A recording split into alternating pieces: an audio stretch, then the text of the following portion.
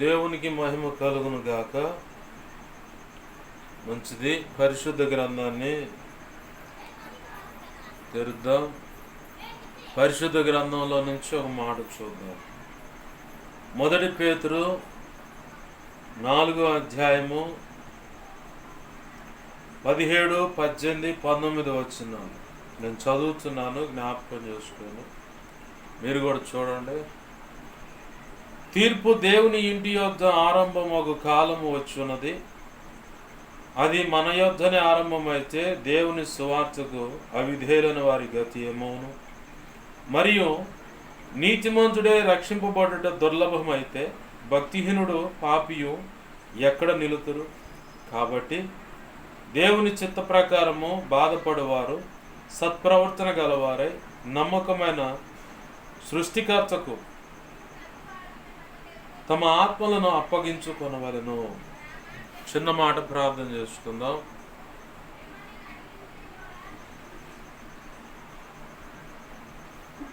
ప్రేమ గల మా కన్న తండ్రి యేసయ్యా, నీకు వందనాలు, కృతజ్ఞతాస్తుతులు మా తండ్రి. ఈ మహా ఉచిత కృప చొప్పున మా ప్రభువా, ఈరోజు ఇలా మాకు సహాయం చేసినందుకు, మాకు ఇలా ప్రత్యేకంగా అనుగ్రహించినందుకు కృతజ్ఞతాస్తుతులు మా తండ్రి. నీకు మహిమ, ఘనత, ప్రభావాలు ఆరోపిస్తున్నాం. ఆశ్రయపురమా, నీకు కృతజ్ఞతాస్తుతులు చెల్లిస్తూ ఉన్నాం. మీరు ఇచ్చిన వాక్యాన్ని బట్టి నీకు వందనాలు ప్రభువా. ఈ వాక్యాన్ని విరవండి. ఈ వాక్యము చాటును మీరు దాచి ఉంచిన లోతైన, నూతనమైన, అతి శ్రేష్టమైన నీ దయా సంకల్పంలో, నీ చిత్తంలో నిర్ణయితమైనటువంటి ప్రతి ఒక్కరికి అవసరమైన సర్వ సంపూర్ణ సత్య సంబంధమైన ఆరోగ్యకరమైనటువంటి హితబోధను బయటకు తెచ్చి మీ పక్షం వహించిన మీ దాసుడు నోట ఉంచి, మీ దాసుడు మీ దాసుడు నోటిని మీ నోటి బోరగా మార్చి నీ బలమైన వాక్శక్తిని అనుగ్రహించి మా తండ్రి, మీ దాసుని మీ సిలువు చాటును మరుగుపరిచి మీ దాసుని ముఖాంతరంలోంచి మీరు కనబడుతూ నాతో, మాతో, అందరితో మీరు సూటిగా, తేటగా, స్పష్టంగా మీరు మాట్లాడు. 7 దీపస్తంభముల మధ్య సంచరించు యేసయ్యా, నాతో, మాతో మీరుండి మాకు బోధించండి అయ్యా, మమ్మల్ని బలపరచండి. హెస్కేలు గ్రంథం 2వ అధ్యాయం 1, 2 వచనాల్లో సెలవిచ్చినట్లుగా నన్ను, మమ్మల్ని అందరిని చక్కగా నిలబెట్టి నీ ఆత్మతో నింపి మాతో నీ చిత్తం ఏమున్నదో అది దేవా మాట్లాడమని, మాకు తెలియపరచమని, నీ ఆలోచన చొప్పున నడిపించమని మా చేయి పట్టుకొని బతిమలాడుతున్నాం మా ప్రభువా. కనికరించండి, సహాయం చేయండి అయ్యా. నీకు వందనాలు, కృతజ్ఞతాస్తుతులు. మహోన్నతుడా, నీకే వందనాలు, వందనాలు, వందనాలు, వందనాలు, వందనాలు, వందనాలు మా ప్రభువా. దేవా, నీవే నాతో, మాతో మాట్లాడాయా. నీవు మాట్లాడుతుండగా మా అందరికి వినగలిగిన చెవును, గ్రహించగల మనస్సును, లోబడి హృదయాన్ని వాక్యానుగుణంగా జీవించే కృపను, హృదయ సున్నతిని, దిద్దుబాటు మనస్సును, నేర్చుకునే శుభగుణ లక్షణమును, నిత్యత్వము చేరు పర్యాంత వరకు నిత్యం నీ పాదశను, నీ పాదాలు పట్టుకుని ప్రార్థన చేస్తూ, శిష్యరికము చేస్తూ, శిష్యులైన సేవక గణముగా తీర్చిదిద్దబడి ఘనమైన నీ సేవ చేయుటకు భూదిగంతల వరకు సాగి వెళ్ళి నిత్యత్వంలో దేవ సంఘస్థాపనలు చేసి, సంఘాలు కట్టి, మందిరాలు కట్టి, ఆత్మను రక్షించి, ప్రతి ఒక్కరిని సంపూర్ణులుగా చేసి, మేమును సంపూర్ణ స్థితి పొంది ధైర్యముగా క్రీస్తు న్యాయపీఠానికి దేవా, క్రీస్తు న్యాయపీఠం ఎదుట నిలవబడి ఆనాడు నీ చేత నేను మేమంతా మెప్పు, నీ చేత బడా మంచి దాసుడా, బడా మంచి దాసురాలని మెప్పు, ఘనత, మహిమ, బహుమతులు అందుకొని నిత్యత్వంలో ప్రవేశించి నీతో కలిసి వధువులో నువ్వు నిర్ణయించిన ఉన్నత స్థానంలో నిలచి కలిసి అయా ఇదిగో తండ్రి, నిత్య రాజ్య పరిపాలన యుగ యుగాలు నీతో కలిసి చేసి నిన్ను మహింపరచుకునే ధన్యత కలుగునట్లుగా మాకు ఉపదేశించి మమ్మల్ని బలపరచమని, బోధించమని బతిమలాడుచున్నాం. దేవా, యావత్తు కృప పొందుటకు మాకు ఉపదేశించండి. ఈ రోజు మాకు సహాయం చేయండి తండ్రి. నీ పక్షం వహించిన నేను బలహీన, ఎంత బలహీన నీకు బాగా తెలుసు.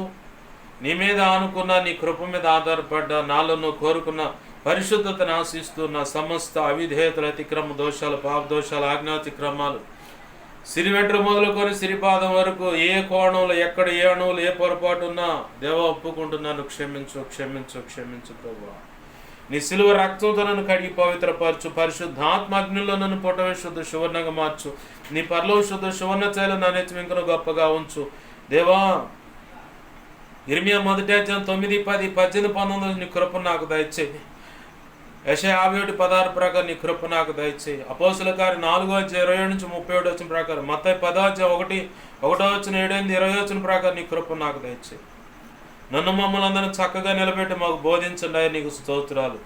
ధారాళమైన నీ ఆత్మ నడిపింపును, లేఖన ప్రత్యక్షత, ఆత్మ ప్రత్యక్షతను అపేక్షిస్తూ నీవే నీ ప్రజలతో నాతో మాట్లాడమని బతిమలాడుచు ప్రభువా నీకు అప్పజెప్పుకుంటున్నామయ్యా. ఉపదేశం నన్ను మమ్మల్ని దేవా, నీ ఉపదేశము నీ బిడలకు అందకుండా అడ్డుపడుతున్నటువంటి, నీ ఆత్మ నడిపింపు రాకుండా అడ్డుపడుతున్నటువంటి దుష్టుడు, వాడి దోతలు, చీకటి అంధకార శక్తులు, మరి ముఖ్యంగా ఇదిగో ప్రభు ఈరోజు అమావాస్య, దాని కారణాన్ని బట్టి ఎవరు ఎక్కడ ఏ రీతిగా ఏ కోణంలో చిల్లంగి బాలమని చేతపడి క్షుద్ర పూజలని, హోమాలు, యజ్ఞాలని, వశీకరణలని అయా, ఇంకా భయంకరమైన ఏమైనా కుంభమేళని, ఇక ఏ రకమైన దేవ ప్రయోగాలు ప్రయత్నాలు ఉన్నా, ఎవరెవరి మీద ఉన్నా అవన్నిటిని వేస్తున్నా నీ మహాపునరుద్ధాన శక్తి ద్వారా నేను మేమంతా కలిసి నాకు ఇచ్చిన అధికారం చొప్పున బంధిస్తున్నాను. ఇప్పుడే నిత్య నరకానికి విసిరి కొడుతున్నాను. ఇప్పుడే అక్కడ వాటి దేవా విసిరి కొట్టిన వాటి ప్రభావం యేసు నామములో లయమైపోవును గాక. 18వ కీర్తన 4-5 వచనాలు చెప్పబడిన ఏమైనా ఉన్న 18వ కీర్తన 8వ వచనం 2వ భాగంలో చెప్పబడినట్లు నీ నోటి నుంచి వస్తున్న అగ్ని ద్వారా వాటి ప్రభావం అంతకంటే ప్రమాదకరమైన లయమైపోవును గాక. నీవే నాతో మాతో ఉండి మా అందరికి బోధించి మనం బలపరచమని బతిమలాడుతూ నా చుట్టూరు మా చుట్టూరు నీ చిత్త ప్రకారం ప్రాంతంలో ఎక్కిపిస్తున్న ప్రతి బిడ చుట్టూరు, వాళ్ళున్న గృహం చుట్టూరు, కాలనీ, గ్రామం, పట్టణం, రాష్ట్రం, దేశం సమస్తం చుట్టూరు సిలువ రక్తపు కంచెనవే, రక్షణ కంచెనవే, అగ్ని కంచెనవే, నీ మహిమేగాని జ్ఞాపకం చేయబడి సమస్తంపై ఆవరింపచేయి. యెషయా 57:16 ప్రకారం నీ చేతిని దాచిపెట్టు అయా. 34వ కీర్తన 7, 91వ కీర్తన 11, 12, 2 రాజులు 6:16-17 వచనాల ప్రకారం నీ దేవదూతల అగ్ని వంటి రథముల సైన్య జ్ఞాపకం చేయడం సమస్తం చుట్టూ కావలి ఉంచు. నీ కన్ను దృష్టి ముఖాన్ని తేజమని వెలుగు సన్నిధి కాంతి జ్ఞాపకం చేయడం సమస్తంపై ప్రకాశింపచే సర్వోన్నతుని శక్తి జ్ఞాపకం చేయడం సమస్తం కమ్మునుగాక. నీ మహిమ ప్రభావం ఇక్కడ నుంచి నువ్వు కోరుకు నలుదికులు ప్రబలిలు వెళ్ళునుగాక. జకరియా గ్రంథం 2:5 నీవే అగ్ని ప్రాకారమే నిలిచి ఉందోగాక. మేమున్న ఈ ప్రార్థనలు నీ బిడలు ఏకీపిస్తున్నా, ఇప్పుడు కానీ ఇక ముందు కానీ ఏకీపిస్తున్న వారున్న గృహాలు, గ్రామాలు, దేవ, పట్టణ, రాష్ట్రాలు, దేశాలు సమస్తం సిలువ రక్తంతో కడిగి సినాయి పర్వతాలకు మార్చి స్తుతి సింహాసనాసుడు నువ్వు ఉండి మా అందరితో మాట్లాడమని బతిమలాడుతూ నీలో నుంచి ప్రభావం నలుదిక్కులు దేవ యేసు నామములో ప్రబలిలు వెళ్ళును గాక. గొప్ప కార్యాలు జరిగించమని నీ చిత్తం నెరవేర్చమని నువ్వు మాత్రం మహిమ పొందమని యేసయ్య ఉన్నతనంత శక్తిగల నామమును అడిగి పెడుకొని ప్రార్థిస్తూ నువ్వు ఇచ్చిన లేఖనాన్ని బట్టి కృతజ్ఞతాస్తుతులు చెల్లించి నువ్వు గొప్ప చేసుకుంటూ మమ్మల్ని చేతులకు అప్పచెప్పుకున్నాం మా తండ్రి. ఆమేన్, ఆమేన్, ఆమేన్. ప్రభునందు సమకూడిన మీ అందరికీ నా ఈ మాటలు వింటున్నా, ఇక ముందు వింటున్నా ఈ వీడియో ద్వారా వింటున్న ప్రతి ఒక్కరికి కూడా ప్రభు అయిన యేసుక్రీస్తు వారి పేరట నా హృదయపూర్వకమైన వందనాలు. అందరికీ వందనాలు. ప్రభు యొక్క మహా ఉచిత కృప మీ అందరికీ తోడై ఉండి సర్వ సంపూర్ణ సత్యంలో నడిపించి సంపూర్ణ సిద్ధి అనుగ్రహించి వధువులో ఉన్నత స్థానం ఇచ్చే యేసయ్యతో యుగ యుగాలు కలిసి నిత్యరాజ్య పరిపాలన చేసే భాగ్యం కలుగు చేయునుగాక. ఆమేన్. అందరికీ వందనాలు. చదువుకున్న లేఖన భాగంలో 1 పేతురు 4వ అధ్యాయము 17, 18, 19 వచనాలు అంటే చివరి 3 వచనాలు. తీర్పు దేవుని ఇంటి యొద్ద ఆరంభమగు కాలము వచ్చి ఉన్నది.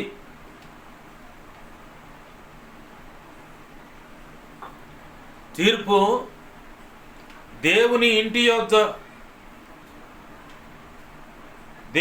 యొద్ద ఆరంభమగు కాలము వచ్చి ఉన్నది అంటున్నాడు. ప్రస్తుతము ప్రపంచాన్ని చూసిన, ప్రపంచ దేశాలలో ఉన్నటువంటి పరిస్థితులను గమనించిన, మన ఉన్న ఈ ప్రాంతంలో ఆయా ప్రాంతాల్లో భూకంపాలు, కరువు, ఆ ప్రత్యేకమైన ఒక విచిత్రమైన వైరస్లు, తద్వారా వస్తున్న రోగాలు, ఆహారంలో కల్తీ, నూనెలో కల్తీ, మందుల్లో నువ్వు వేసుకునే మెడిసిన్లో కల్తీ, మనుషులు కూడా కల్తీ అయిపోయారు. మనుషుల యొక్క హృదయాలు, మనస్సులు, తలంపులు, ఊహల ఆలోచనలు కూడా కల్తీ అయిపోయాయి. అంటే భయంకరమైన పరిస్థితులు అన్నమాట. భక్తులు ముందుగానే సాక్ష్యం ఇచ్చారు. తిమోతి పత్రిక 2 తిమోతి పత్రిక 3వ అధ్యాయంలో అంత్య దినములలో అపాయకరమైన కాలములు వచ్చునని తెలుసుకొనుము అని చెప్పని అక్కడ మొత్తంగా 19 రకాలటువంటి దేవునికి నచ్చనటువంటి అవలక్షణాలు కలిగిన వాళ్ళు కనపడతారు. ప్రస్తుతం ప్రపంచాన్ని గమనిస్తే ఇవే లక్షణాలు ప్రతి ఒక్కరిలో ఏదో ఒక కోణంలో ఏదో ఒక రీతిగా ఈ అవలక్షణాలు అంటే దేవునికి నచ్చనటువంటి తప్పుడు గుణాలు అంటే తప్పుడు అలవాట్లు, దేవునికి నచ్చనటువంటివి ఇవన్నీ. ఇప్పుడు అంత్యకాలంలో ఉన్నాం, మనము ప్రభు రాకడకు సమీపంగా ఉన్నాం. లేఖనం అంటుంది, ఈరోజు ప్రభు మనతో మాట్లాడుతున్న మాట, తీర్పట దేవుని ఇంటి యొద్ద ఆరంభమగు కాలం వచ్చి ఉన్నది. దేవుని ఇల్లేది? దేవుని ఇల్లేదంటే అందరూ హఠాత్తుగా ఒక మాట చెబుతారు, మందిరం అండి, సంఘం అండి అంటారు. ఓకే, ఆ మందిరంలో లేదా సంఘంలో, సంఘం అంటే అనేకులుగా సమకూడేదాన్ని సమూహం అంతటిని కలిపి సంఘము అంటుంది. దాని అసలు అర్థం అదే. ఆ సంఘంలో, ఆ మందిరంలో నీవంటూ ఒకడు ఉన్నావు, నీవంటూ ఒక దాని ఉన్నావు, క్రీస్తు రక్తంలో కడగబడి, లేదా యేసయ్య యొక్క ప్రేమ, వాత్సల్యత, త్యాగము, ప్రాణం అర్పించుట, లేదా పునరుద్ధానుడై లేచుట, తిరిగి వచ్చే విషయాలు, ఇవన్నీ కొంతలో కొంత లేదా పూర్తిగా అవగాహన కలిగిన వారు విన్నదాన్ని బట్టి, ఆ వినికిడిని బట్టి కూడా తెలుసుకున్న వాళ్ళు ఉన్నారు. అయ్యో మాకు అసలు తెలియదంటే ఆపు నీ యాక్టింగ్ అంటాడు దేవుడు. రేపటి దినాన అసలు నాకు తెలియదండి ఎన్నిటి సంగతి అంటే ఆపు నీ యాక్టింగ్ అంటాడు దేవుడు. అయితే ఇప్పుడు తీర్పు దేవుని ఇంటి వద్ద నుండి ఆరంభమగు కాలం వచ్చినదంటే వ్యక్తిగతంగా నన్ను నేను జ్ఞాపకం చేసుకోవాలా. దేవుడు సెలవిస్తున్న ఈ మాటలు వింటున్న నీవు పురుషుడు కావచ్చు, స్త్రీ కావచ్చు, ఒక గృహిణిగా ఉండొచ్చు, అంటే భార్యగా ఉండొచ్చు, భర్తగా ఉండొచ్చు, అత్తగా ఉండొచ్చు, మామయ్యగా ఉండొచ్చు, లేదంటే కోడలు కానీ, అల్లుడుగా కానీ, కూతురుగా కానీ, కొడుకుగా కానీ, ఒక యవనస్తురాలుగా, ఒక యవనస్తుడిగా ఉండొచ్చు. నువ్వు ఖచ్చితంగా గమనించాల్సిన విషయం ఏంటంటే, దేవుని యొక్క వాక్యం విన్నారు కాబట్టి, దేవుని యొక్క వాక్యం విన్నంత మాత్రాన రక్షణ లేకపోతే నిత్యత్వం అనేది నువ్వు సంపాదించుకోలేవు. ఇప్పుడు రక్షణ పొందిన వారు అంటే దేవుని ఇల్లు. 1 కొరింథీ పత్రిక 3వ అధ్యాయంలో మీరు దేవుని ఆలయమై ఉన్నారని మీరు ఎరుగురా అనే ఒక మాట ఉంది. అదే కొరింథీ పత్రికలో మీరు దేవునికి సొత్తైన ప్రజలు, మీరు దేవుని ఇల్లు, గృహ పనివారు, గృహం అన్నమాట. మీరు దేవుని ఆలయమై ఉన్నారని, మీరు విలువ పెట్టి కొనబడిన వారని మీరు గ్రహించకున్నారా అని. హెబ్రీ పత్రికలోనేమో 2వ అధ్యాయంలో ఒక మాట ఉంటుంది, ఇంత గొప్ప రక్షణ నిర్లక్ష్యపరిచిన ఎడల ఎలా తప్పించుకుందాము అని ఉంది. అంటే మళ్ళీ అదే హెబ్రీ పత్రిక 6వ అధ్యాయంలో ఒకసారి రక్షణ పొంది పరిశుద్ధాత్మను రుచి చూసి కనబడకుండా పోరాడుతున్నటువంటి శక్తుల యొక్క ప్రభావం, వాటితో పోరాడి ఆ తర్వాత వాటి దెబ్బకో కావచ్చు, ఇంకేదైనా నేత్రాశ, శరీరాశ, జీవోపడమ్మం అంటే స్త్రీ శోధన కావచ్చు, ధనాపేక్ష కావచ్చు. జీవోడమ్మం అంటే 10 మంది నన్ను గుర్తించాలండి, నన్ను గౌరవించాలి, అందరిలో నన్ను గొప్పగా చెప్పుకోవాలనే దాన్ని జీవోపడమ్మం అంటారు. ఆ జీవోడమ్మం ఇలాంటి శోధనలో చిక్కబడినప్పుడు కూడా బిళ్ళబీటుగా పడిపోతారు. విశ్వాసైనా మరి ఏ కేటగిరీకి సంబంధించిన వాళ్ళైనా సరే, విశ్వాసి కావచ్చు, పరిచారకులు కావచ్చు, సంఘ పెద్దలైనా, సేవకులైనా, ఎవరైనా సరే, సేవకురాండ్లైనా సరే బిళ్ళబీటుగా పడిపోతారు. ఇక వాళ్ళు సరి చేయడం వల్ల కాదు. అదే సాక్ష్యం ఇస్తుంది హెబ్రీ పత్రిక 6వ అధ్యాయము. వారట బాహాటంగా క్రీస్తు యొక్క రక్తాన్ని తమ పాదములతో చొక్కుతారట. యేసు ప్రభు వారిని తిరిగి మళ్ళీ బాహాటంగా సిలువేసి వేడుకకు అప్పచెబుతారంట. వేడుకంటే పండగ. పండగ అంటే ఒకడిని హేళన చేయటం. ఒకడు తక్కువ స్థాయిలో ఉంటే అవతల బాగా కొంచెం మంచిగా ఉన్నవాడు ఈ అంగవైకల్యంగానో, కొంచెం ఒళ్ళు కలిగో, లేదంటే వాళ్ళ దేహంలో అనారోగ్య సమస్యలు ఏర్పడిన దాన్ని బట్టి కొంచెం డిఫికల్ట్గా ఉంటారు, కొంచెం అనారోగ్యంగా సమస్యగానే ఉంటారు. అలాంటి వాళ్ళని చూసినప్పుడు కొంతమంది ఆకతాయిలు కాదు, హేళన చేసే వాళ్ళు ఉన్నారు. వాళ్ళని చూసి ఇక ఆట పట్టిస్తూ ఉంటారు. ఇక అది వాళ్ళకి అది పండగ.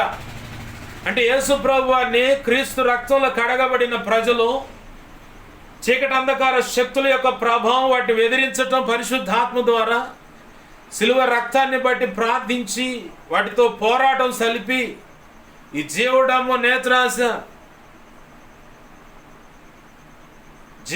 నేత్రాశ ధనాపేక్ష అనే శోధనల చేత చెక్కబడి, లేదంటే ఏదో ఒక కారణాన్ని బట్టి పడిపోయి వాళ్ళట బాహాటంగా యేసు ప్రభువుని సిలువేస్తారట. ఒకప్పుడెప్పుడో 2025 సంవత్సరాల క్రితము యెరూషలేం పట్టణం ఆ రోమా ప్రభుత్వం వాళ్ళు చేసినటువంటి పని, యేసు ప్రభువాన్ని సిలువ భుజానేసి కొరడాలతో కొట్టుకుంటూ, ఉమ్ములు ఊస్తూ, నిందిస్తూ, దూషిస్తూ, రాళ్లతో కొడుతూ, హేళన చేస్తూ ఆ గొల్గొతా కపాలమను స్థలానికి ఆయన నడిపించుకుంటూ వెళ్ళారు. ఈరోజు ఈ నూతన నిబంధన నవీన ఇశ్రాయేలీలందరూ, అంటే క్రీస్తు రక్తంలో కడగబడిన వారు బాహాటంగా అలాగనే సిలువ వేస్తున్నారని లేఖనం సాక్ష్యం ఇస్తుంది. మనం ఒకసారి తొంగి చూసుకోవాలి. దేవుణ్ణి ఎక్కడ దుఃఖపరుస్తున్నాం, దేవుణ్ణి ఎక్కడ గాయపరుస్తున్నాం, దేవుని నామానికి ఎక్కడ అవమానం తెచ్చేలాగా బ్రతుకుతున్నాం. మన మాట తీరులో కావచ్చు, ప్రవర్తనలో కావచ్చు, కుటుంబ వ్యవస్థలో కావచ్చు, భార్యాభర్తల విషయంలో కావచ్చు, బిడ్డల విషయంలో కావచ్చు, మానవ సంతానం విషయంలో కావచ్చు, ఎక్కడ దేవుని నామాన్ని అవమానపరుస్తున్నాం అదొక్కసారి మనం చెక్ చేసుకుంటే, దావీదు భక్తుడు అదే పని చేశాడు. దేవా, నీకు ఆయాసకరమైన మార్గం నా యందున్నదేమో ఒకసారి పరిశీలించు, పరీక్షించు. అట్లాంటిది ఏదన్నుంటే తీసివేసి నీ నిత్యానుసారమైన మార్గంలో నన్ను నడిపించవయ్యా. నాకు నడవటం చేత కాదు, నన్ను నేను పరిశీలించుకోవటం చేత కాదు అన్నాడు. పౌలు భక్తుడు కూడా నన్ను నేను తొంగి చూసుకుంటే నాకులో ఏ లోపమో ఏ పొరపాటు ఉన్నట్టు నాకు కనపడదు. కానీ దేవుని ఎదుటికి వెళ్ళినప్పుడు ఆయన ముఖకాంతి నా మీద ప్రకాశించినప్పుడు, అంటే లేఖన కాంతిలోకి వెళ్ళినప్పుడు లేఖనమే నీకు అర్థం. ఆ లేఖనం ముందుకు వెళ్ళినప్పుడు లేఖనం చదువుతుంటే నీ లోపం అంతటిని ఎత్తి చూపిస్తూ ఉంటుంది. అది ఎత్తి చూపించినప్పుడు నీ మనసు స్పందించినా నువ్వు బ్రతికున్న క్రైస్తవురాలు, నీ మనసు స్పందించట్లేదా? ఏముందిలే, నామకార్థమైన భక్తి సాధన చేస్తూ చదువుతున్నాం కాబట్టి చదవకపోతే మళ్ళీ దేవుడు ఏమని అంటాడేమో అని చెప్పి అన్నట్టుగా అలా చదువుకుంటూ దేవుడు నీతో మాట్లాడుతున్నా కానీ, నీ హృదయం స్పందించినా కానీ నువ్వు దాని విషయంలో సరెండర్ అవ్వకుండా, సరి చేసుకోకుండా కఠిన హృదయంతో ముందుకు సాగిపోతుంటే ఇంకా భయంకరమైన కీడులోకి నిన్ను నడిపించడానికి దేవుడు నడుం బిగిస్తాడు. రోమాపత్రిక 1:28 వచనం నుంచి కిందకు చూస్తే, ఆ చివరి అధ్యాయం వరకు చూస్తే, చెయ్యరాని కార్యములకు వారిని భ్రష్ట మనసుకు అప్పచెప్పాడంట దేవుడు. దేవుడే దగ్గరుండి మరి ఇక ఎల్లండ్రా మీరు, మీ కీడు మీరు అనుభవించండి అని చెప్పి నెట్టేస్తాడట. వాక్యం అనే అర్థం ముందుకు వచ్చినప్పుడు మనం పరీక్షించుకోగలుగుతాం. మన లోపాలు ఏమైనా ఉంటే అది వాక్యం మనతో మాట్లాడుతుంటుంది. వాక్యాన్ని విన్నప్పుడైనా, లేదన్నా వాక్యం చదువులేదా అంటారు కొంతమంది, సాకులు భలే ఎత్తుక్కుంటారు. అయితే మాత్రం ఆనాడు ఆదాము అవ్వలో గనక ఆకులు ఎత్తుక్కున్నట్టు ఈనాడు క్రైస్తవులంతా సాకులు చెప్పడానికి ఏ సందర్భానికి ఏ కారణం చెప్పొచ్చా దానికి కరెక్ట్గా అంటు కట్టినట్టే చెబుతారు. అసలు ఏమి లేదు, గోడ కట్టినట్టే అనమాట. ప్రభు ముందు ఆ గోడలే నిలవు. ఆయన కనుదృష్టికి ఏమి చెప్పడానికి నువ్వేది చెప్పినా కానీ ఆయన ఒప్పుకోడు. క్రీస్తు న్యాయపీఠము సమర్థవంతంగా ఆమోద ముద్ర వేయగలిగేటువంటి కారణం నువ్వు ఏదైనా చెప్పగలిగితే, అటువంటి ఆత్మ ప్రత్యక్షత, ఆత్మ నడిపింపు, అవగాహన కలిగిన వ్యక్తివై ఉంటే ఖచ్చితంగా నువ్వు చేస్తున్న దానికి క్రీస్తు న్యాయపీఠం రేపటి దినాన్ని నేను పోయి నిలబడబోయేది. అది అక్కడ ఆయన ఈ కారణంకి నేను ఇలా ఉంటున్న దాన్ని బట్టి నేను ఈ సమాధానం చెబితే కరెక్ట్గా నువ్వు చెప్పావు నా కుమార్తె, కరెక్ట్గా నువ్వు చెప్పావు నా కుమారుడు అని చెప్పని ఆయన స్టాంప్ వేయాలి. దీనివల్ల నీ పొరపాటు ఏమి లేదని చెప్పని ఆయన స్టాంప్ వేయాలన్నమాట, ఓకే అని చెప్పని. అలా కాకుండా నువ్వు ఎన్ని సాకులు చెప్పినా, లేదు దైవజనుడు వచ్చినప్పుడు దైవజనుడికి ఎన్నో రకాల నువ్వు కారణాలు చూపించిన దైవజనుడు ఏం చేయడు. మౌనంగా నువ్వు చెప్పిన దాన్ని బట్టి అది తీసుకొని వెళ్ళి దేవుని పాసన మోకరించి, ప్రభా పలానోళ్ళు ఇలా అడిగితే ఇలా చెప్పారు, ఇదిగో ఈ వాళ్ళు చెప్పిన మాటలు నీకు అప్పచెబుతున్నా, నువ్వే చూసుకోండి. ఎందుకంటే యోహాను సువార్త సాక్ష్యం ఇస్తుంది, నేను గొర్రెలకు మంచి కాపరిని అన్నాడు. యోహాను సువార్త చివరాజ్యం సాక్ష్యం ఇస్తుంది, పేతురుతో చెబుతా ఉన్నాడు దేవుడు, నా గొర్రెలను మేపు, నా గొర్రె పిల్లలను కాయి, నా గొర్రెలను మేపు అని 3 రకాల పరిచర్య పేతురు భక్తుడికి అప్పచెబితే, అక్కడ మనం సందర్భాన్ని గమనిస్తే దొరికే పాయింట్ ఏంటంటే, పేతురు ఆ సంఘం అనే గొర్రెలను లేదంటే గొర్రె పిల్లలను లేదా గొర్రెలను కాయటానికి ఒక కాపరిగానే ఉన్నాడు. కానీ ఇతను అపనమ్మకస్తుడైన కాపరై ఉండొచ్చేమో ఒకవేళ, ఆ పేతురు కానీ ఇంకెవరైనా సరే. కానీ వీళ్ళందరి మీద పై నాయకుడైనటువంటి యేసు ప్రభు వారు ఉన్నాడు. ఆయన మంచి కాపరి. వీళ్ళంతా తీసుకువెళ్ళి సబ్జెక్ట్ అంతా తీసుకెళ్ళి అక్కడ అప్పచెప్పాలి, నేనైనా ఇంకెవరైనా సరే. అప్పుడు ఆయన రంగప్రవేశం చేసి ఎవరెవరు ఎలా ఉండారో, ఎవరెవరిని ఎలా తిప్పుకొని రావాలో ఆయనకు బాగా తెలుసు. మానవ మాత్రం దైవజనురాళ్ళు ఎంత చెప్పినా కానీ వాళ్ళ మాటను పోతే యేసు ప్రభువు లైన్లోకి వస్తాడు. ఆయన లైన్లోకి వచ్చిందంటే ఇక అన్ని నొప్పులు వస్తాయి, మొత్తం కోసాలు కదులుతాయి అంటారు చూడు మంచానికి, అట్టా మనకున్న బాడీకి కోసాలు కదులుతాయి అన్నమాట. ప్రభునందు ప్రియమైన దేవుని బిడ్డ గమనించండి, ఇక్కడ మనం బాగా జ్ఞాపకం చేసుకోవాలి. తీర్పు అనేది దేవుని ఇంటి వద్ద నుండి ప్రారంభమవు కాలం వచ్చింది. మనం ఆ కాలంలోనే బ్రతుకుతున్నాం. ఇప్పుడు దేవుని లేఖనం ముందుకు వెళ్ళినప్పుడు లేదా దేవుని లేఖనాన్ని విన్నప్పుడు ఆ చెప్పబడుతున్న వాక్యాన్ని నీ హృదయంలో భద్రపరుచుకొని నీ బ్రతుకు అన్వయించుకున్నట్లయితే, దాన్ని క్రియలలో పెట్టడానికి, ఆ లేఖనం ప్రకారం నీ జీవితాన్ని కట్టుకోవడానికి, నీ కుటుంబాన్ని కట్టుకోవడానికి, మీ దాంపత్య జీవితాన్ని కట్టుకోవడానికి, లేదు మీ బిడ్డల జీవితాలు కట్టుకోవడానికి, వ్యాపార రీత్యా కావచ్చు, రెక్కల కష్టార్జితం కావచ్చు, బిడ్డల చదువు విషయంలో కావచ్చు, ఒక యవనస్తురాలుగా ఉంటే స్కూల్ డేస్లో నువ్వు చదువుతున్న పరిస్థితి అయితే, నేను స్కూల్ చదువుతున్నానయ్యా, నాకు కావాల్సిన కృపనివ్వని లేఖనం ప్రకారం అడిగితే ఇస్తాడు ఖచ్చితంగా. లేదు నేను కాలేజ్ చదువుతున్నానయ్యా, ఇంటర్మీడియట్ నుంచి చదువుతున్నాను ప్రభు, లేదా పెద్ద చదువులు చదువుతున్నాను, నాకు కృపనివ్వంటే ఖచ్చితంగా ఇస్తాడు ఆయన. కాదని నీ సొంత ప్రయత్నాలు చేస్తే అన్ని పంచర్లే పడతాయి. సైకిల్ దొక్కేవాడు చూస్తూ ముళ్ళల్లోకి వెళ్తే ఏమైతే సైకిల్ ట్యూబ్ నిండా పంచర్లే ఉంటాయి. అట్లానే మనకు తెలిసి కూడా దేవుని దగ్గర నుంచి ఒక మాట విచారించి సలహా తీసుకొని ముందుకు అడుగులేస్తే ప్రతి విషయంలో దావీదు వలె నువ్వు జయం పొందుతావు. ఆమేన్, హల్లెలూయా, హల్లెలూయా. ప్రభునందు ప్రియమైన దేవుని బిడ్డలు గమనించండి, ఇక్కడ తీర్పు అనేది ఈ దేవుని ఇంటి యొద్ద నుండి ప్రారంభమయ్యే కాలంలో ఉన్నాం మనం. ఇప్పుడు మన జీవితాలు ఎలా ఉండాలంటే, బాప్తీసు అనుభవంలోకి వచ్చిన మనము ఎప్పటికప్పుడు ప్రతి సెకను, ప్రతి నిమిషం, ప్రతి గంట, ప్రతి రోజు, ప్రతి వారం, ప్రతి నెల, ప్రతి సంవత్సరం ఈ క్షణంలో ప్రభు నన్ను పిలిస్తే నేను సిద్ధంగా ఉన్నాను. నా జీవితంలో ఏ పొరపాటు, ఏ లోపం లేదు.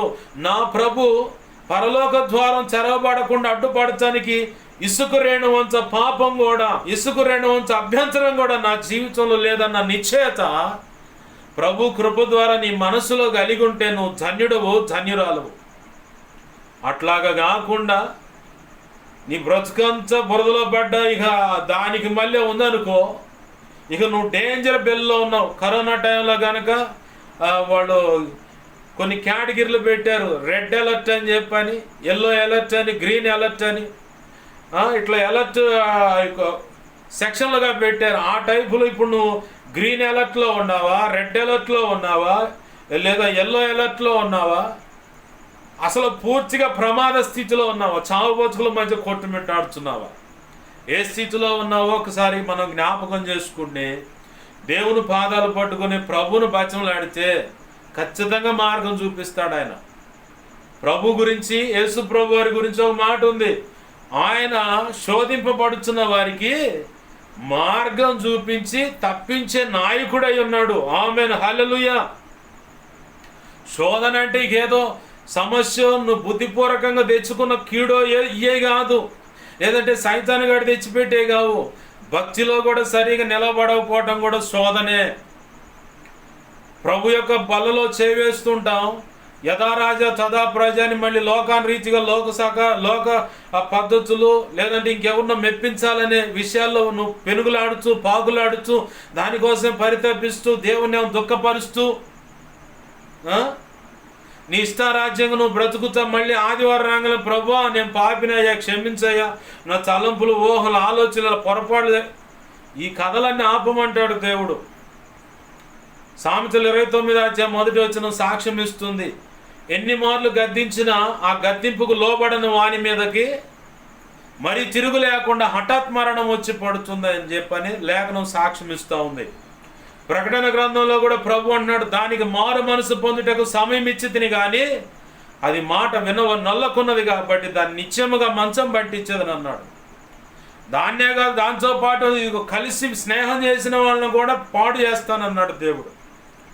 ప్రభునందు ప్రియమైన దేవుని బిడ్డలు గమనించండి, ప్రభు సహించినంత కాలము మనం ధన్యులమే. ఆయన గనక ఓర్చుకోవటం ఆపివేసి ఇంకా ఆయన కోపాన్ని గనక నీ జీవితంలో నీ కుటుంబం మీద లేదు నీ బిడ్డల మీద ఏ కోణంలో సరే అది సేవా పరిచయం సరే ప్రభు గనక కోపగించి గనక ఆయన ప్రయత్నం చేయటం మొదలు పెట్టాడంటేగా ఎంత భయంకరమైన కీడు అనుభవించాల్సి వస్తుందో అర్థం కాదనమాట. లాస్ ఏంజల్స్లో ఇప్పుడు హాలీవుడ్ అంటే లాస్ ఏంజల్స్లో ఇతర ఫారెన్స్కు సంబంధించిన హీరోలు హీరోయిన్లు ఉండే ఏరియా అది. వాళ్ళ మధ్యకాలంలో డిసెంబర్కు ముందన్నమాట, డిసెంబర్ మాసంలోనే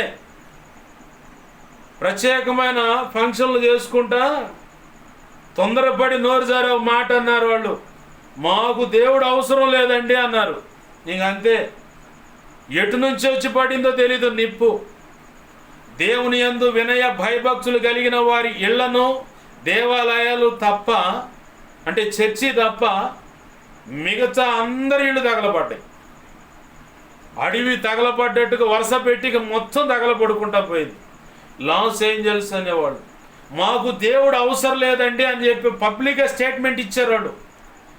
దానికి ఇంకోటి జతపక్షిగా టైటానిక్ షిప్ తయారు చేసినటువంటి ఆ మేనేజ్మెంట్ డైరెక్టర్ అనే అతను ఎవరున్నారు, దాని అన్నిటికీ అథారిటీ అతను.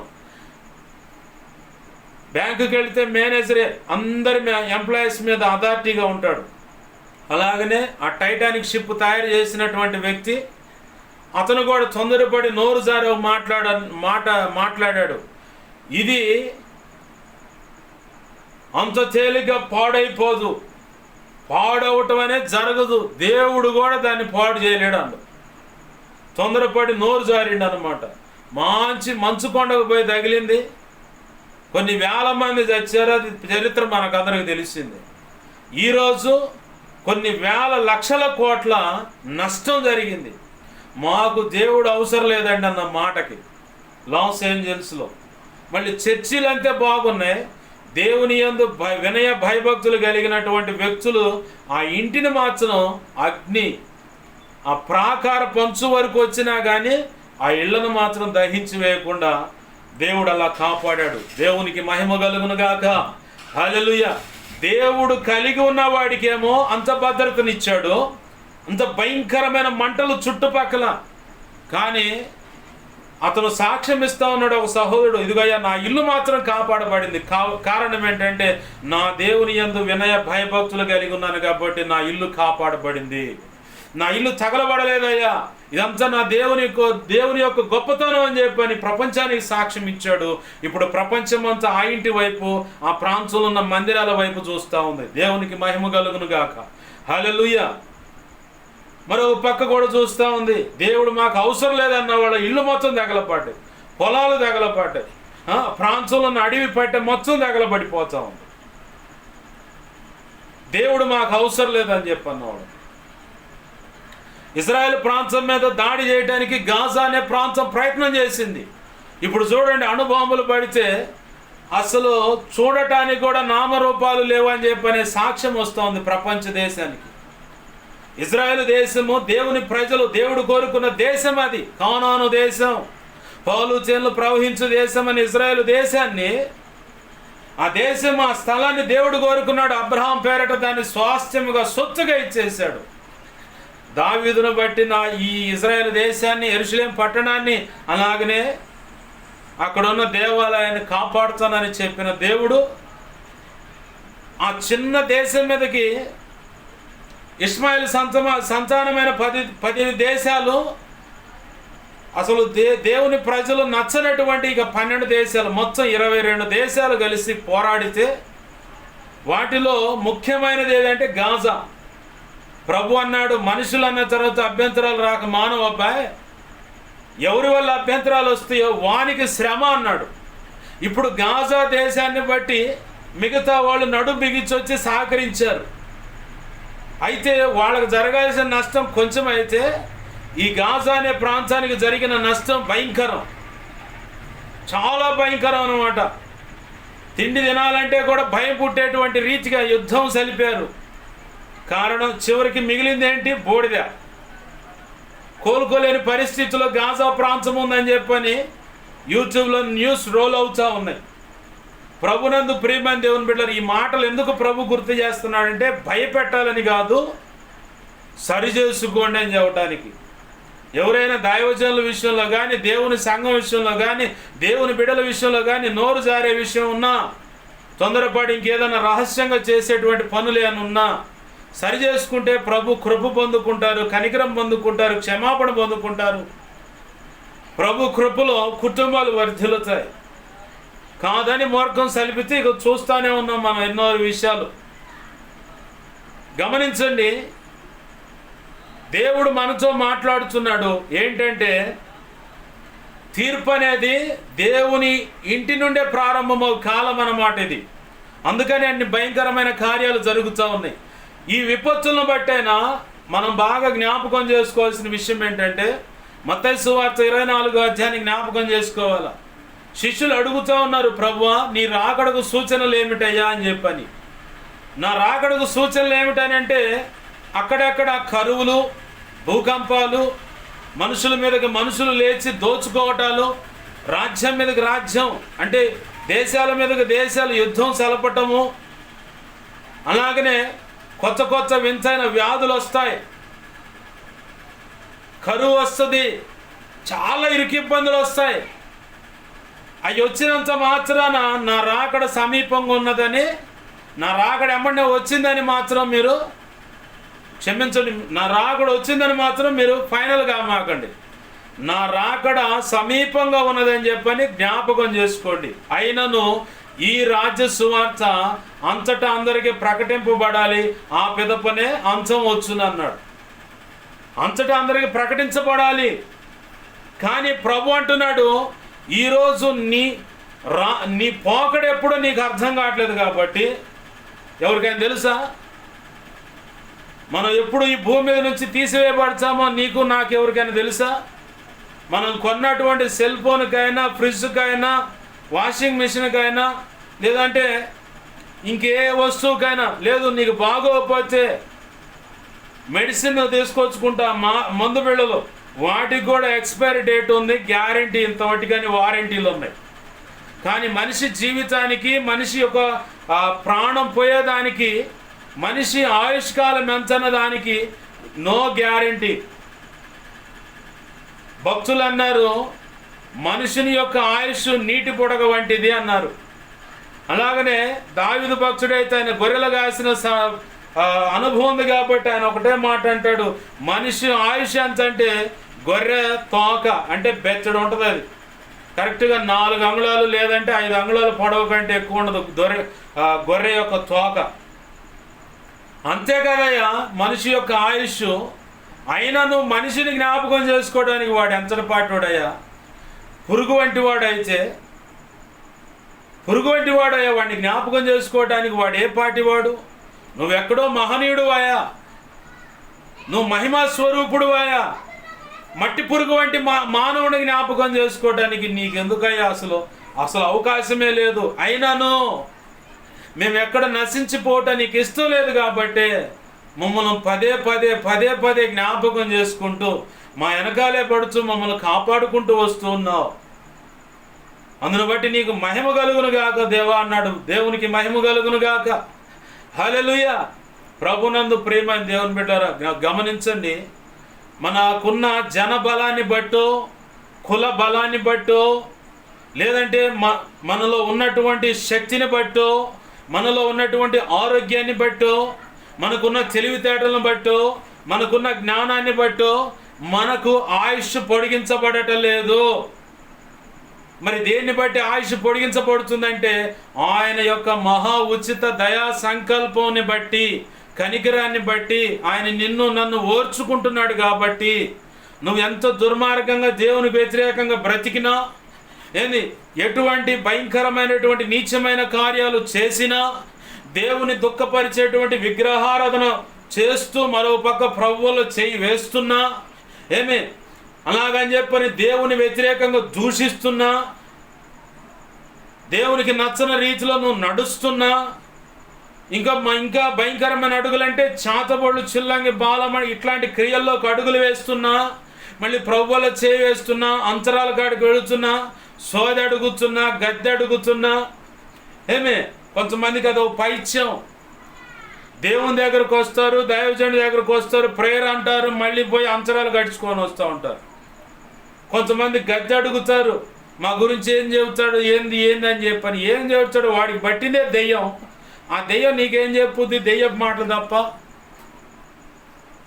సోది చెప్పేవాడైనా, గద్దె చెప్పేవాడైనా, వాక్కు చెప్పేవాడైనా, లేదు అంతరాలు కట్టేవాడైనా, లేదు మాంత్రికుడైనా, చాతబడి చేసేవాడైనా, వశీకరణ చేసేవాడైనా, గుప్త నిధులు బయటికి తెచ్చేవాడైనా, ఎవడైనా సరే దెయ్యాలే కదా.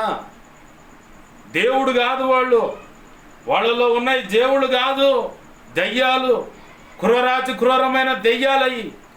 వాటిని పోషించడానికి, వీడు చెప్పినట్టు వినటానికి ఎప్పటికప్పుడు అవి కోరినటువంటి రక్తాన్ని వాటికి ఎర్రగా పెట్టాలా, నీచమైన పనులు చేయాలా. అలాగ ఇష్టమైతేనే వాటిని వశీకరణ చేస్తారు వాళ్ళలోకి.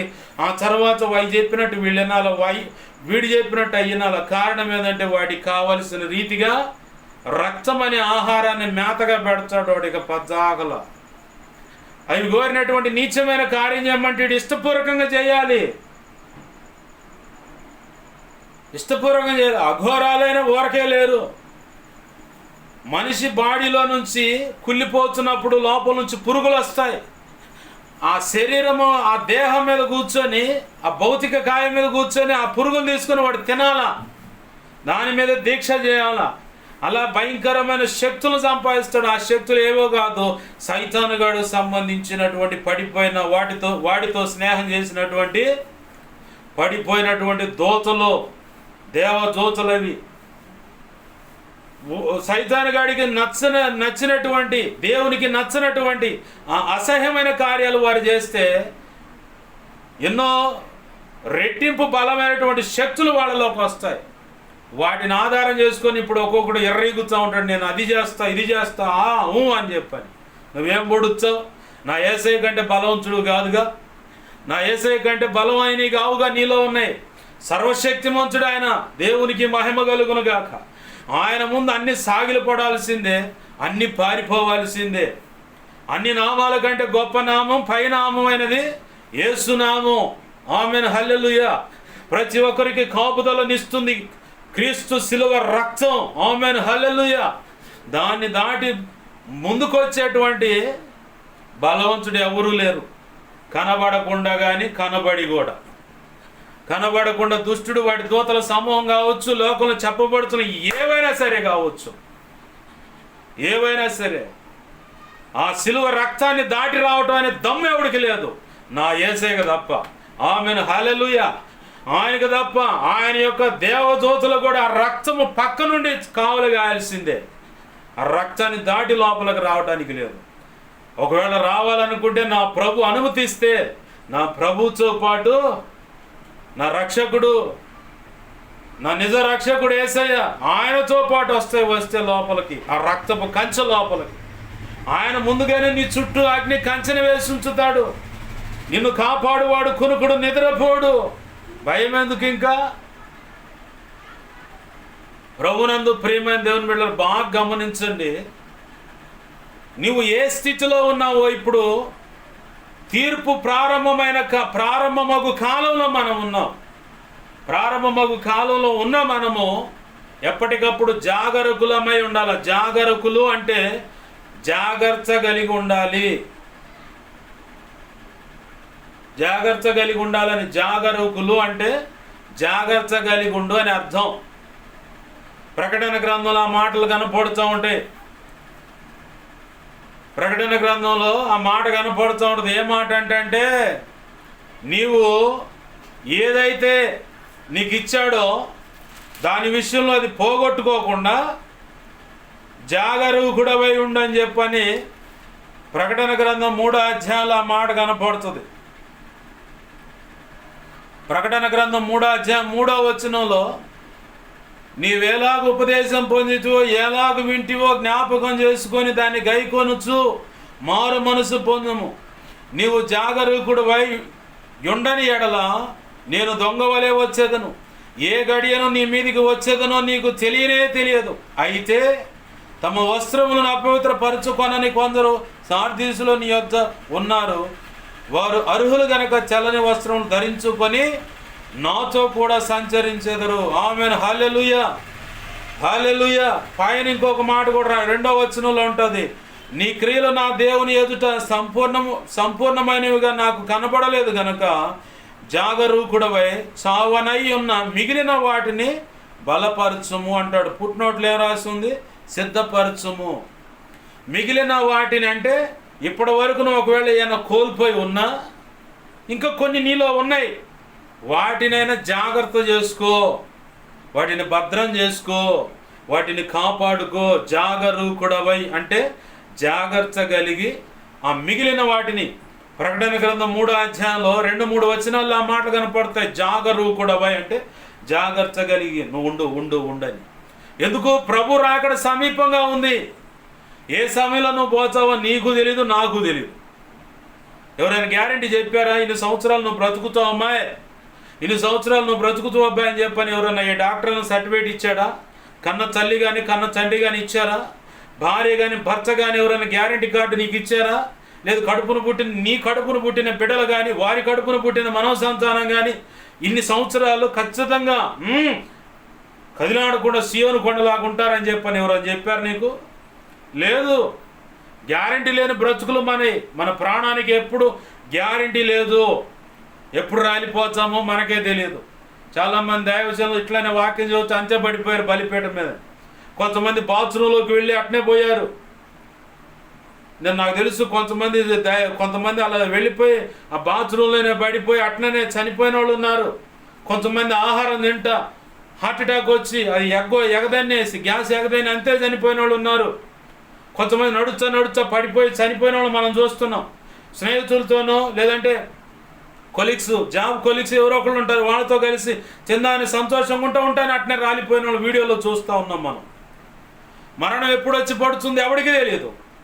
రక్షణ పొందిన నీవు ప్రభు అంటున్న మాట 1 పేతురు పత్రిక 4వ అధ్యాయం 17వ వచనంలో ప్రభు మాట్లాడుతున్న మాట, తీర్పు దేవుని ఇంటి యొద్ద నుండి ప్రారంభమగు కాలం వచ్చి ఉన్నది. అంటే నీవు నేను జాగ్రత్త కలిగి ఉండాలి. ఏ క్షణంలో ప్రభు పిలిస్తే సిద్ధం ప్రభు నేను ఉన్నాను. ఏది? బుద్ధిగల కన్యకల్లో 10 మందిలో 5గురు ముందు చూపు కలిగిన రీతిగా భక్తి సాధన చేస్తూ ప్రభు కొరకు కనిపెడుచు ఆ గడియ కొరకు కనిపెట్టాలని ప్రభు లేఖనం సాక్ష్యం ఇస్తూ ఉంది. ఆ రాకడ ఎప్పుడు వచ్చునో ఎవడికి తెలియదు కాబట్టి మత్తయి సువార్త 24వ అధ్యాయంలో నీ మాట ఉంది. ఎప్పుడు వస్తుందో తెలియదు కాబట్టి ప్రభు కూడా దొంగలాగా వస్తానని చెబుతాను. తండ్రికే తెలుసు తప్ప మిగతా వాళ్ళకి నాకు కూడా తెలియదు తప్ప ఎప్పుడు వస్తానో. అయితే ఎవడు యజమానుడు కొరకు మెలకు కలిగి కనిపెడతాడో, ఎవరు యజమానుడు కొరకు మెలకు కలిగి కనిపెడతాడో అట్టివాడు ధన్యుడు అన్నాడు. అయితే ఆ ప్రభు రాకడ సమీపం అనేది చలికాలం రాకుండా, నిండు చూలాలుగా ఉన్నటువంటి స్త్రీ అయితే ఆ సమయంలో రాకుండా, ఇది కాన్పు అయ్యే సమయంలో అటువంటి శ్రమలు రాకుండా, ప్రభువా నీ చిత్తమైతే మంచి సమయంలో ఆ రాకడ వచ్చేలాగా మీరు కార్యం జరిగించండి అని చెప్పని తండ్రి అయిన దేవుణ్ణి యేసయ్య నామం పేరట వేడుకోమని చెప్పని కూడా చెప్పాడు. అక్కడ అర్థమవుతుందా? మనం ఎప్పుడు పోతామో మనకు తెలియదు, కానీ ప్రభు యొక్క తీర్పు ఎక్కడ బయలుదేరుతుందంటే దేవుని ఇంటి యొద్ద నుండే. అంటే నీ దగ్గర రక్షణ పొందిన నీ దగ్గర నుంచి, రక్షణ పొందిన నీవు దేవుని ఇల్లు మొదటి కొరింథీ 3:16-17 ప్రకారం, కొరింథీ పత్రికలో చెప్పబడ్డ సాక్ష్యాల ప్రకారం నీవు విలువ పెట్టి కొనబడ్డ దేవుని సొత్తైన ప్రజవు. నీ దేహం దేవునికి ఆలయమై ఉన్నది, ఇల్లు అయి ఉన్నది. ఆయన నివసించు. దేవాలయం అంటే నివసించు అంటే నివాసం ఉండేది ఇల్లే. దేవాలయం కూడా ఇల్లే, దేవునికి ఇల్లు లాంటిదే. నీ దేహంలో ఉన్న హృదయం అనేది కూడా ఆయనకి దేవాలయం, నివాసం ఉండటానికి. మరి నివాసం ఉండి నీ దగ్గర నుంచి చిరుపు మొదట బయలుదేరుతున్నప్పుడు నువ్వెంత జాగ్రత్తగా ఉండాలి, మనం ఎంత జాగ్రత్తగా ఉండాలి ఆలోచన చేయండి. ఆలోచన చేసి ఏమైనా పొరపాట్లు ఉంటే దేవుని పాదాలు పట్టుకుని క్షమాపణ అడుగుదాం. దేవుని పాదాలు పట్టుకుని క్షమాపణ అడుగుదాం, దేవుణ్ణి అడుగుదాం. మరియు నీతిమంతుడే రక్షింపబడుట దుర్లభమైతే భక్తిహీనుడు పాపి ఎక్కడ నిలుతురు? కాబట్టి దేవుని చిత్త ప్రకారం, అంటే ఇక్కడ ఇంకొక కండిషన్ కూడా చెప్తా ఉన్నాడు. అయ్యలారా, అమ్ములారా, దేవుని క్రీస్తు రక్తంలో కడగబడినటువంటి దేవుని బిడ్డలారా, అసలు మీరు రక్షించబడటమే, మీరు దేవుని పిలుపు చొప్పున పునరుద్ధానమున ఎత్తబడటమే కష్టమైపోయిన పరిస్థితి ఇక్కడ కనపడుతుంటే, అక్కడ కింద ఇంకో మాట అంటున్నాడు 18వ వచనంలో, మరియు నీతిమంతుడే రక్షింపబడ్డ దుర్లభమైతే. నీతిమంతుడు అంటే క్రీస్తు రక్తం చేతను కడగబడితే నీతి అనే వస్త్రాన్ని, రక్షణ అనే వస్త్రాన్ని, మొదటిగా రక్షణ అనే వస్త్రాన్ని నీకు తొడుగుతాడు. ఆ పిదప నీతి అనే వస్త్రాన్ని నీ మీద తొడుగుతాడు. మొదటిగా నీకు రక్షణ అనే వస్త్రాన్ని వేస్తాడు, అదే పెండ్లి వస్త్రం, తెల్లని వస్త్రం. అలాగనే నీతి వస్త్రాన్ని వేస్తాడు, నీతి ఆపాదిస్తాడు ఆయనే. మనకి ఇంకా క్షుణ్ణంగా అర్థం కావాలంటే నీతిని ఆపాదించటం అనే సంగతి ఎలా జరుగుతుందండి, అది ఎలా ఇస్తాడు దేవుడు, అది నేను కూడా పొందుకోగలనా, అది ఎలా నేను సంపాదించుకోవాలన్న డౌట్ చాలామందికి ఉంటుంది. లూకాసు సువార్త 1వ అధ్యాయంలో ఓ ఇద్దరు వృద్ధ దంపతులు ఉంటారు. వారి గురించి పరిశుద్ధాత్మ దేవుడే సాక్ష్యం ఇస్తూ ఉన్నాడు. ఏమని సాక్ష్యం ఇస్తున్నాడంటే చూడండి, 5వ వచనం, 1వ అధ్యాయం 5వ వచనం చూడండి. యోధా దేశపు రాజు అయిన హేరోదు దినములలో అబియా తరగతిలోనున్న జకర్యాను ఒక యాజకుడు ఉండెను. అతని భార్య అహరోను కుమార్తెలలో ఒకతే, ఆమె పేరు ఎలిజబెతు. వీరిద్దరు ప్రభు యొక్క సకలమైన ఆజ్ఞల చొప్పున, న్యాయ విధుల చొప్పునను, వీరిద్దరట ప్రభు యొక్క సకలమైన ఆజ్ఞల చొప్పునను, న్యాయ విధుల చొప్పునను నిరపరాధులుగా నడుచుకొనుచు దేవుని దృష్టికి నీతిమంతులై ఉండిరి. ఆమెన్, హల్లెలూయా. పరిశుద్ధాత్మ దేవుడు నీకు నాకు బుద్ధి కలగటానికి ఈ మాట రాసి పెట్టాడు. భక్తి సాధన చేస్తే ఈ నీతిమత్వం నీకు కూడా ఆపాదించబడుతుంది. ఎలా ఉన్నారంటే వారు ప్రభు యొక్క సకలమైనటువంటి ఆజ్ఞల చొప్పునను, న్యాయ విధుల చొప్పునను నిరపరాధులుగా నడుచుకొనుచు దేవుని దృష్టికి నీతిమంతులై ఉండిరట. ఇక్కడ 1 పేతురు పత్రిక 4వ అధ్యాయం 18వ వచనంలో ఏమన్నాడు? మరియు నీతిమంతులే రక్షించబడుట దుర్లభమైతే అంటున్నాడు. అంటే దుర్లభమైతే అంటే నీతిమంతుడే రక్షించబడటం దుర్లభమైతే అంటే కష్టమైన పరిస్థితి. అక్కడ ఎలిజబెత్ జకరియా గారి గురించి దేవుని లేఖనం సాక్ష్యం ఇస్తున్న ప్రకారం నీవు నేను నమ్మకంగా బ్రతికితే ఎత్తబడుతాం, నీతి అనేది ఆపాదించబడుతుంది. ఆ నీతి ఆపాదించబడినటువంటి వ్యక్తి రక్షించబడటం కష్టమట.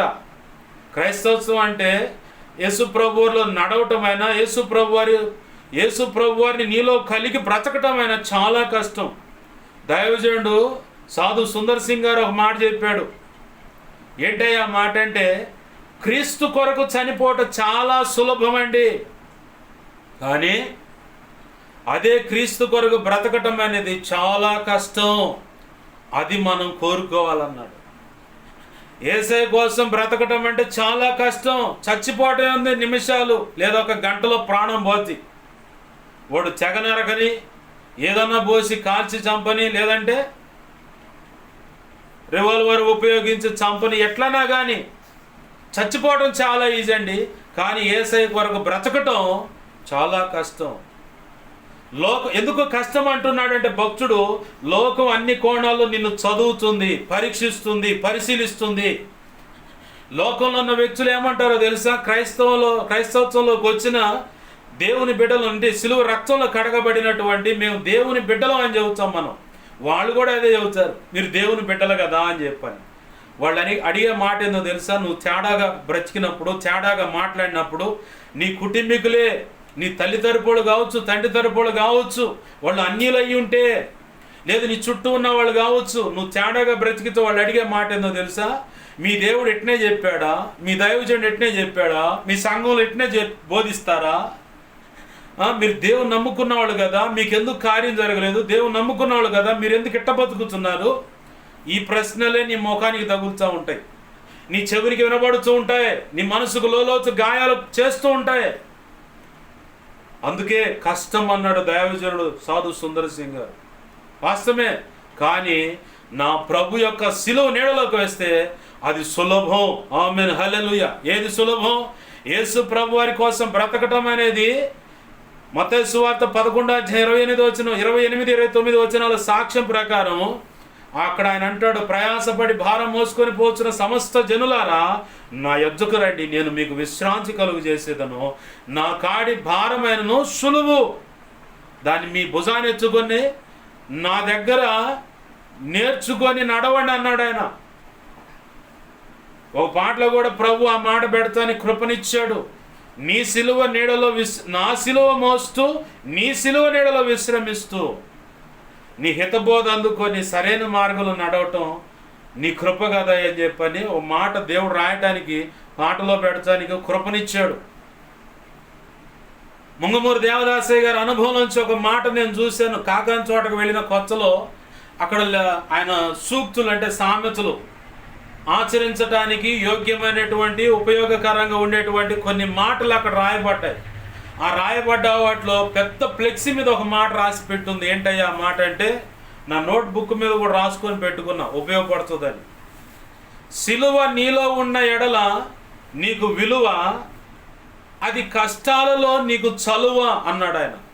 దాని పూర్తి అర్థం కొన్ని సంవత్సరాలు ఆలోచిస్తే ప్రభు సన్నిధిలో ఉండి దాని గురించి నాకు చెప్పని అడిగినప్పుడు ప్రభు చెప్పాడు, సిలువ నీలో ఉంటే నీకు విలువ అంటే ప్రతి దానికి నువ్వు సిలువ వేయబడ్డప్పుడు, ప్రతి ఇచ్ఛకు, ప్రతి దేవుని చిత్తానికి వ్యతిరేకమైన దానికి సిలువకు ఆ కోరికను, దేవునికి నచ్చినటువంటి దాన్ని మేకులు అంటకొట్టి వేయబడాలి.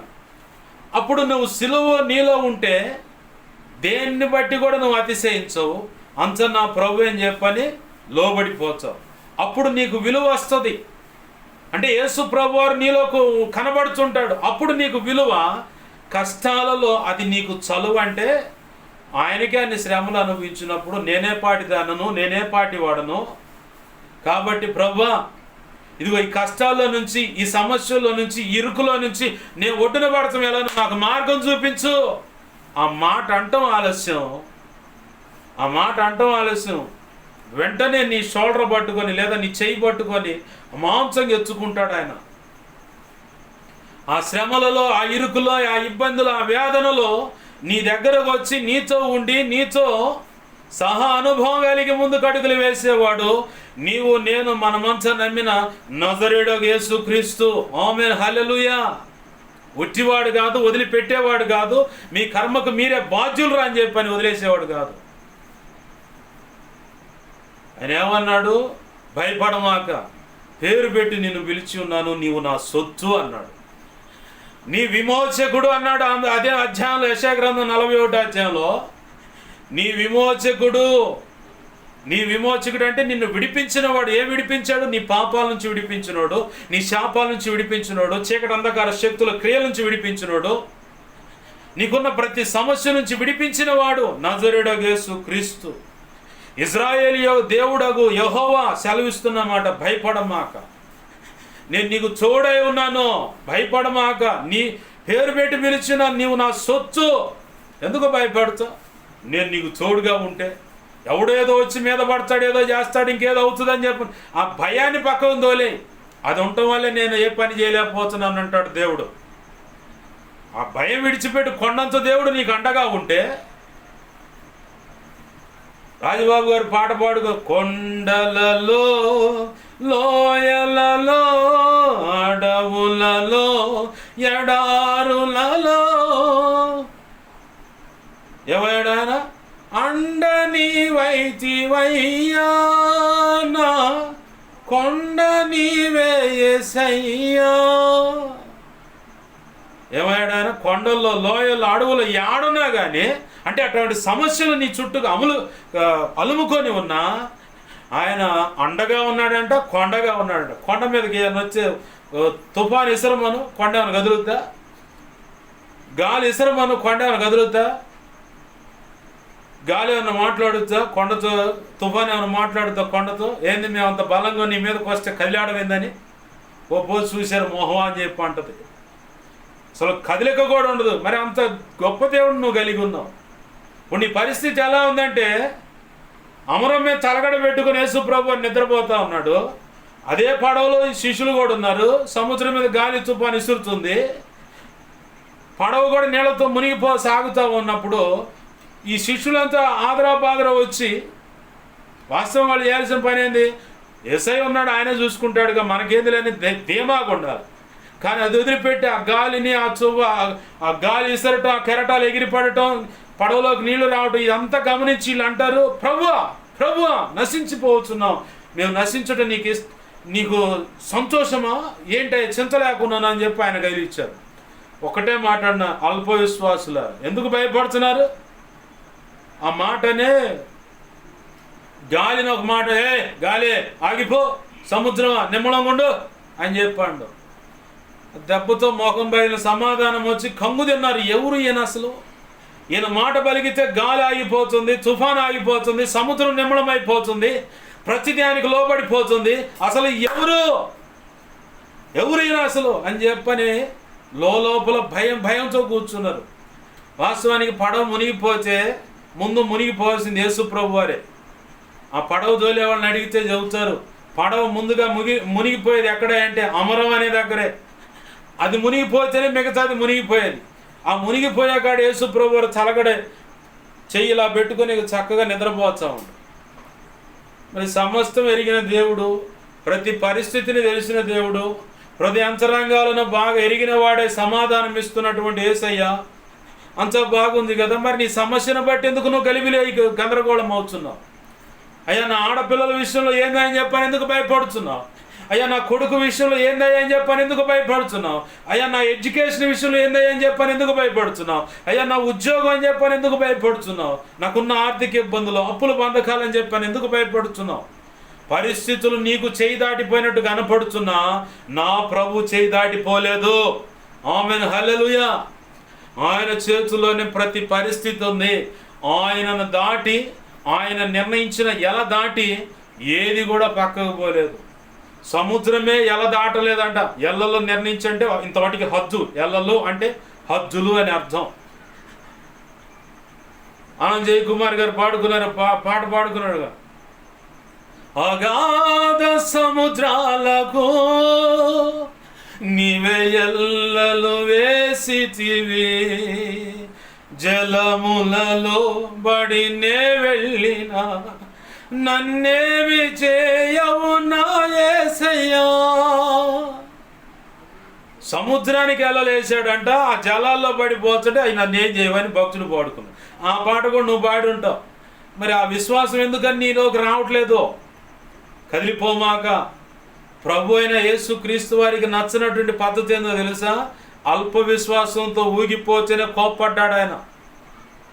చంచల మనసుతో కదిలిపోయే వాళ్ళ విషయంలో ఏ కార్యం చేయకుండా ప్రవక్త తన సొంత స్వదేశం మందు వర్ధనుడు. కానీ మీ బతుకులకి ఇంతేరా బాబు అనుకుండా ఏమో అక్కడి అరాకొర సూచక్రియలు చేసి ఏ అద్భుతాలు చేయకుండా కపెర్నహూము అనే పక్క ప్రాంతానికి వెళ్ళిపోయాడంట, పక్క ఊరికి. తన సొంత గడ్డ మీదకి వచ్చి ప్రభు ఏదో చేయాలనే ప్రయత్నం చేస్తుంటే వడ్లవాని కుమారుడు కదా ఇతను, పలానో వాళ్ళ అక్క చెల్లెలు పలానోళ్ళు కాదు, వీళ్ళంతా మన దగ్గర లేరు, ఇతనికి ఇలాంటి శక్తులు ఎక్కడి నుంచి వచ్చాయి, ఇతనికి ఇంత అధికారం ఎక్కడి నుంచి వచ్చింది, ఇంత దైవశక్తి ఎలా వచ్చిందని చెప్పని అల్ప విశ్వాసంతో వాళ్ళ మనసులు అనుకుంటుంటే ప్రభు అన్నాడు, ప్రవక్త తన స్వదేశం మందు వర్ధిల్లుడు కానీ ఇంకెక్కడైనా ఘనత పొందుతాడు. వాళ్ళ యొక్క హృదయ కాఠిన్యాన్ని బట్టి, ఆ అల్ప విశ్వాసం వాళ్ళ హృదయం లోపల కదిలేటువంటి స్వభావాన్ని బట్టి అరాకొర కార్యాలు చేసి పక్కకి వెళ్ళిపోయాడు, అసలు ఏ కార్యాలు చేయకుండా. అల్ప విశ్వాసంతో ఉన్న వాళ్ళని గద్దించాడు, కోప్పడ్డాడు వాళ్ళ మీద. దేవుని శౌర్యము, ప్రేమ, వాత్సల్యత, కృప, ఆయన హస్త బలము జోక్యం చేసుకుంటే ఎంత గొప్ప కార్యాలు జరుగుతాయో జరిగించాడో, నీ జీవితంలో ఎటువంటి కార్యాలు చేశాడో అన్నీ తలపోస్తున్నావు, అన్నీ అనుభవించావు, కృతజ్ఞతలు కూడా చెల్లించావు.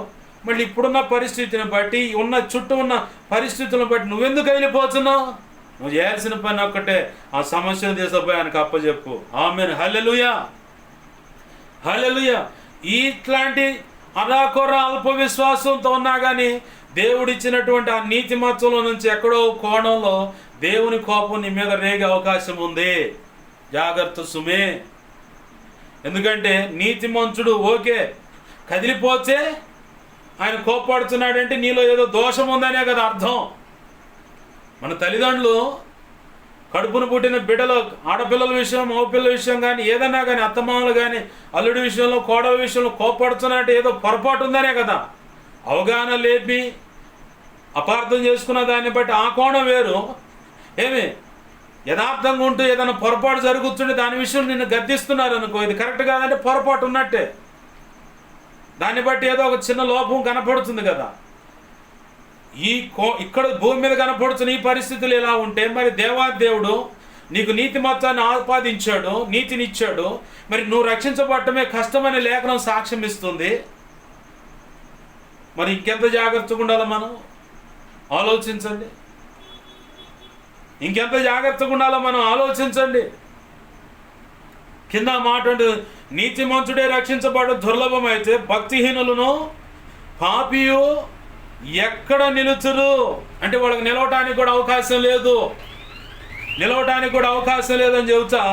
కాబట్టి దేవుని చిత్త ప్రకారము బాధపడువారు సత్ప్రవర్తన గలవారై నమ్మకమైన సృష్టికర్తకు తమ ఆత్మలను అప్పగించుకొనవలెను. కాబట్టి అనే మాట కూడా మళ్ళీ ఇంకా వాక్య సందేశం పెరిగిపోతుంది. అయితే దాని జోలి పోవచ్చు మనము. ప్రభు అంటున్నాడు ఇక్కడ ఇంకొక మాట, దేవుని చిత్త ప్రకారము బాధపడువారు సత్ప్రవర్తన గలవారే నమ్మకమైన సృష్టికర్తకు తమ ఆత్మలను అప్పగించుకొనవలెను అన్నాడు. ఈ పత్రిక రాసిన భక్తుడి గురించి ఆలోచిద్దాం. ఆయన దేశం పోయి చంపడానికి రెడీ చేశారు. పేతురు గాని దేశం పోయి చంపడానికి రెడీ చేస్తే ఆయన అన్నాడు, అయ్యా మీరు నన్ను చంపటం మంచిదే, అది మీ దృష్టికి, కానీ నా దేవుని దృష్టికి మాత్రం మంచిది కాదు. ఇంకా నేను ఉండనిచ్చి ఇంకొంచెం గొప్పగా సేవ చేసి ఆత్మను రక్షిస్తా. అయినను ఈరోజు మీకు దొరికాను కాబట్టి ఇది నా ప్రభు చిత్తమే అనుకుంటున్నాను. కాబట్టి మీరు ఒక పని చేయండి. ఏంటయ్యా, ఎటుగుడి ఆ సిలువుకు మేకులు కొట్టి నన్ను అప్పచెప్పాలనుకుంటున్నారు. ఓకే, అయితే నా ప్రభు సిలువ వేయబడ్డట్టు నన్ను సిలువ వేయొద్దు, తల్లకిందులుగా సిలువ వేయండి నన్ను అన్నాడు. తల్లకిందులుగా సిలువ వేయండి అన్నాడు ఆయన. అలాగనే సిలువ వేయబడ్డాడు, అలాగనే చంపబడ్డాడు. అక్కడ దేవుని చిత్త ప్రకారం బాధపడువారు సత్ప్రవర్తన గలవారై నమ్మకమైన సృష్టికర్తకు తమ ఆత్మలను అప్పగించుకొనవలెను. ఎటుగుడే అయిందనుకున్నారు. అంతకుముందేమో అపోస్తల కార్యాన్ని గమనిస్తేనేమో తన కళ్ళ ముందే యాకోబును చంపేశారు. యాకోబును చంపేసిన ఈయన దేశంపై ఆ విశ్రాంతి దినం అనేది ఒకటి అడ్డొచ్చిందని చెప్పని ఆ అడ్డొచ్చిన ఆ రోజుని తప్పించడానికి పేతుని దేశంపై చెరసాల్లో పెట్టారు. 16 మంది బలగం ఉంది.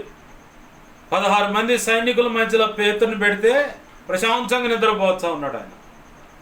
కారణం తన ఆత్మను దేవునికి అప్పచెప్పేసుకున్నాడు. ఉంచుతావా, దేవుని సేవ చేస్తానయ్యా, లేదు ఈ రోజుతోనే కథమా, నీ దగ్గరికి వస్తానుగా, ఇంకెక్కడికి పోను, బాధే లేదు అనుకుంటూ ఈ లేఖనం ప్రకారం తన అనుభవం నుంచి రాసిన మాట ఇది. సత్ప్రవర్తన గలవారై అటువంటి ఇరుకులో ఇబ్బందిలో కూడా దేవుణ్ణి ప్రశ్నించలేదు.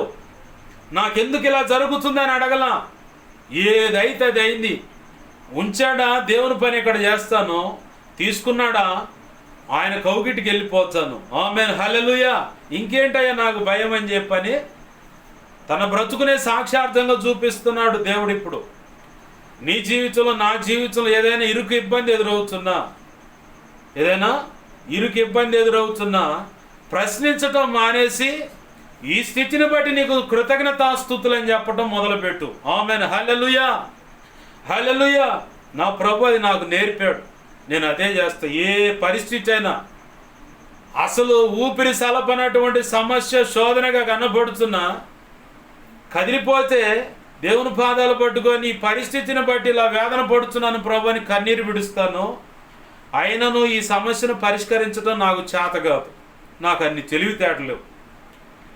నాకు తెలిసిందల్లా ఒకటే, పరిస్థితిని బట్టి కన్నీరు విడటం కానీ, ఆ స్థితిని బట్టి కన్నీరు విడిచి కృతజ్ఞతా స్తుతులు చెల్లించటం, నీకు అప్పచెప్పటం.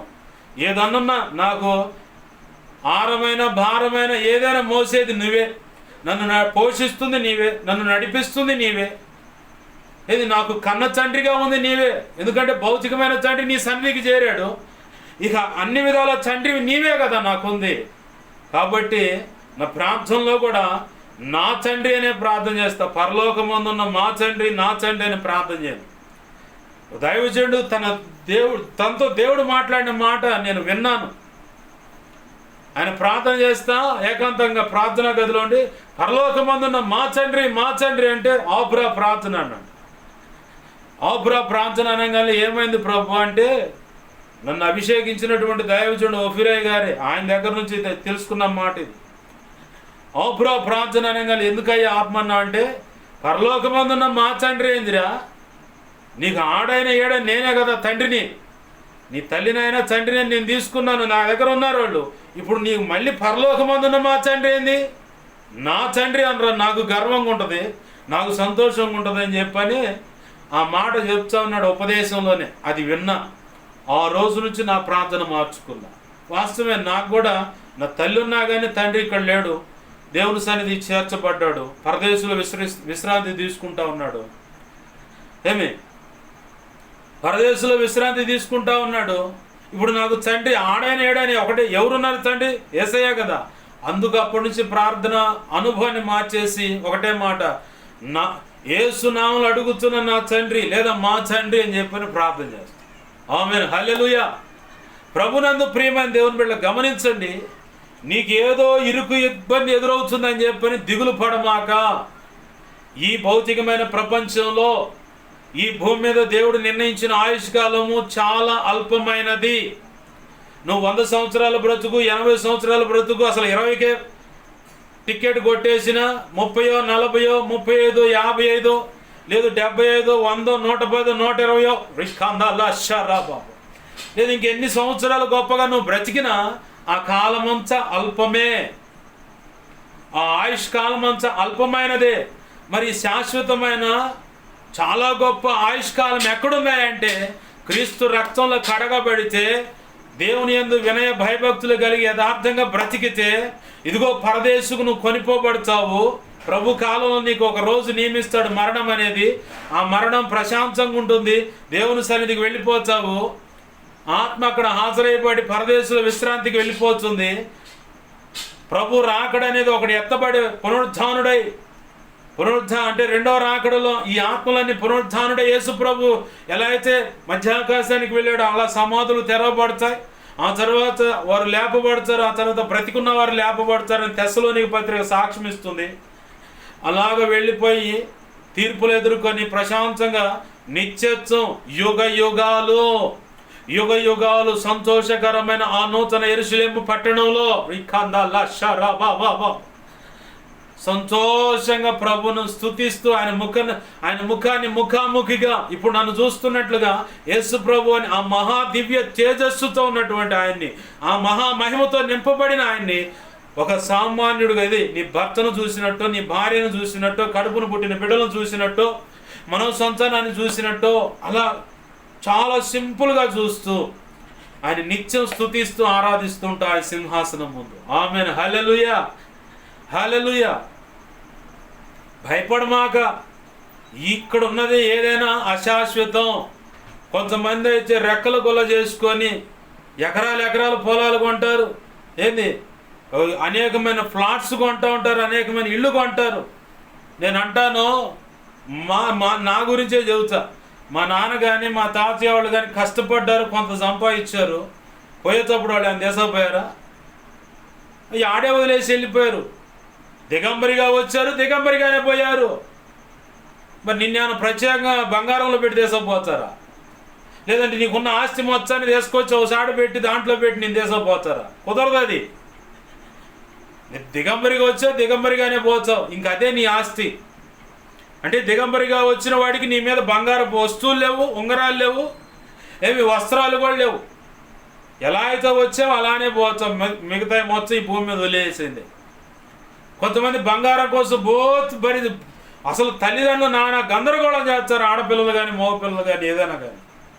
నాకు కూడా బంగారం అరే ఆ బంగారం రేపు పొద్దున పరలోకంలో నీ కాళ్ళ కింద ఉంటుంది. బంగారంతో ఆ యెరూషలేము, నూతన యెరూషలేము పట్టణంలో ఆ వీధులన్నీ బంగారంతో వేయబడి ఉంటాయట.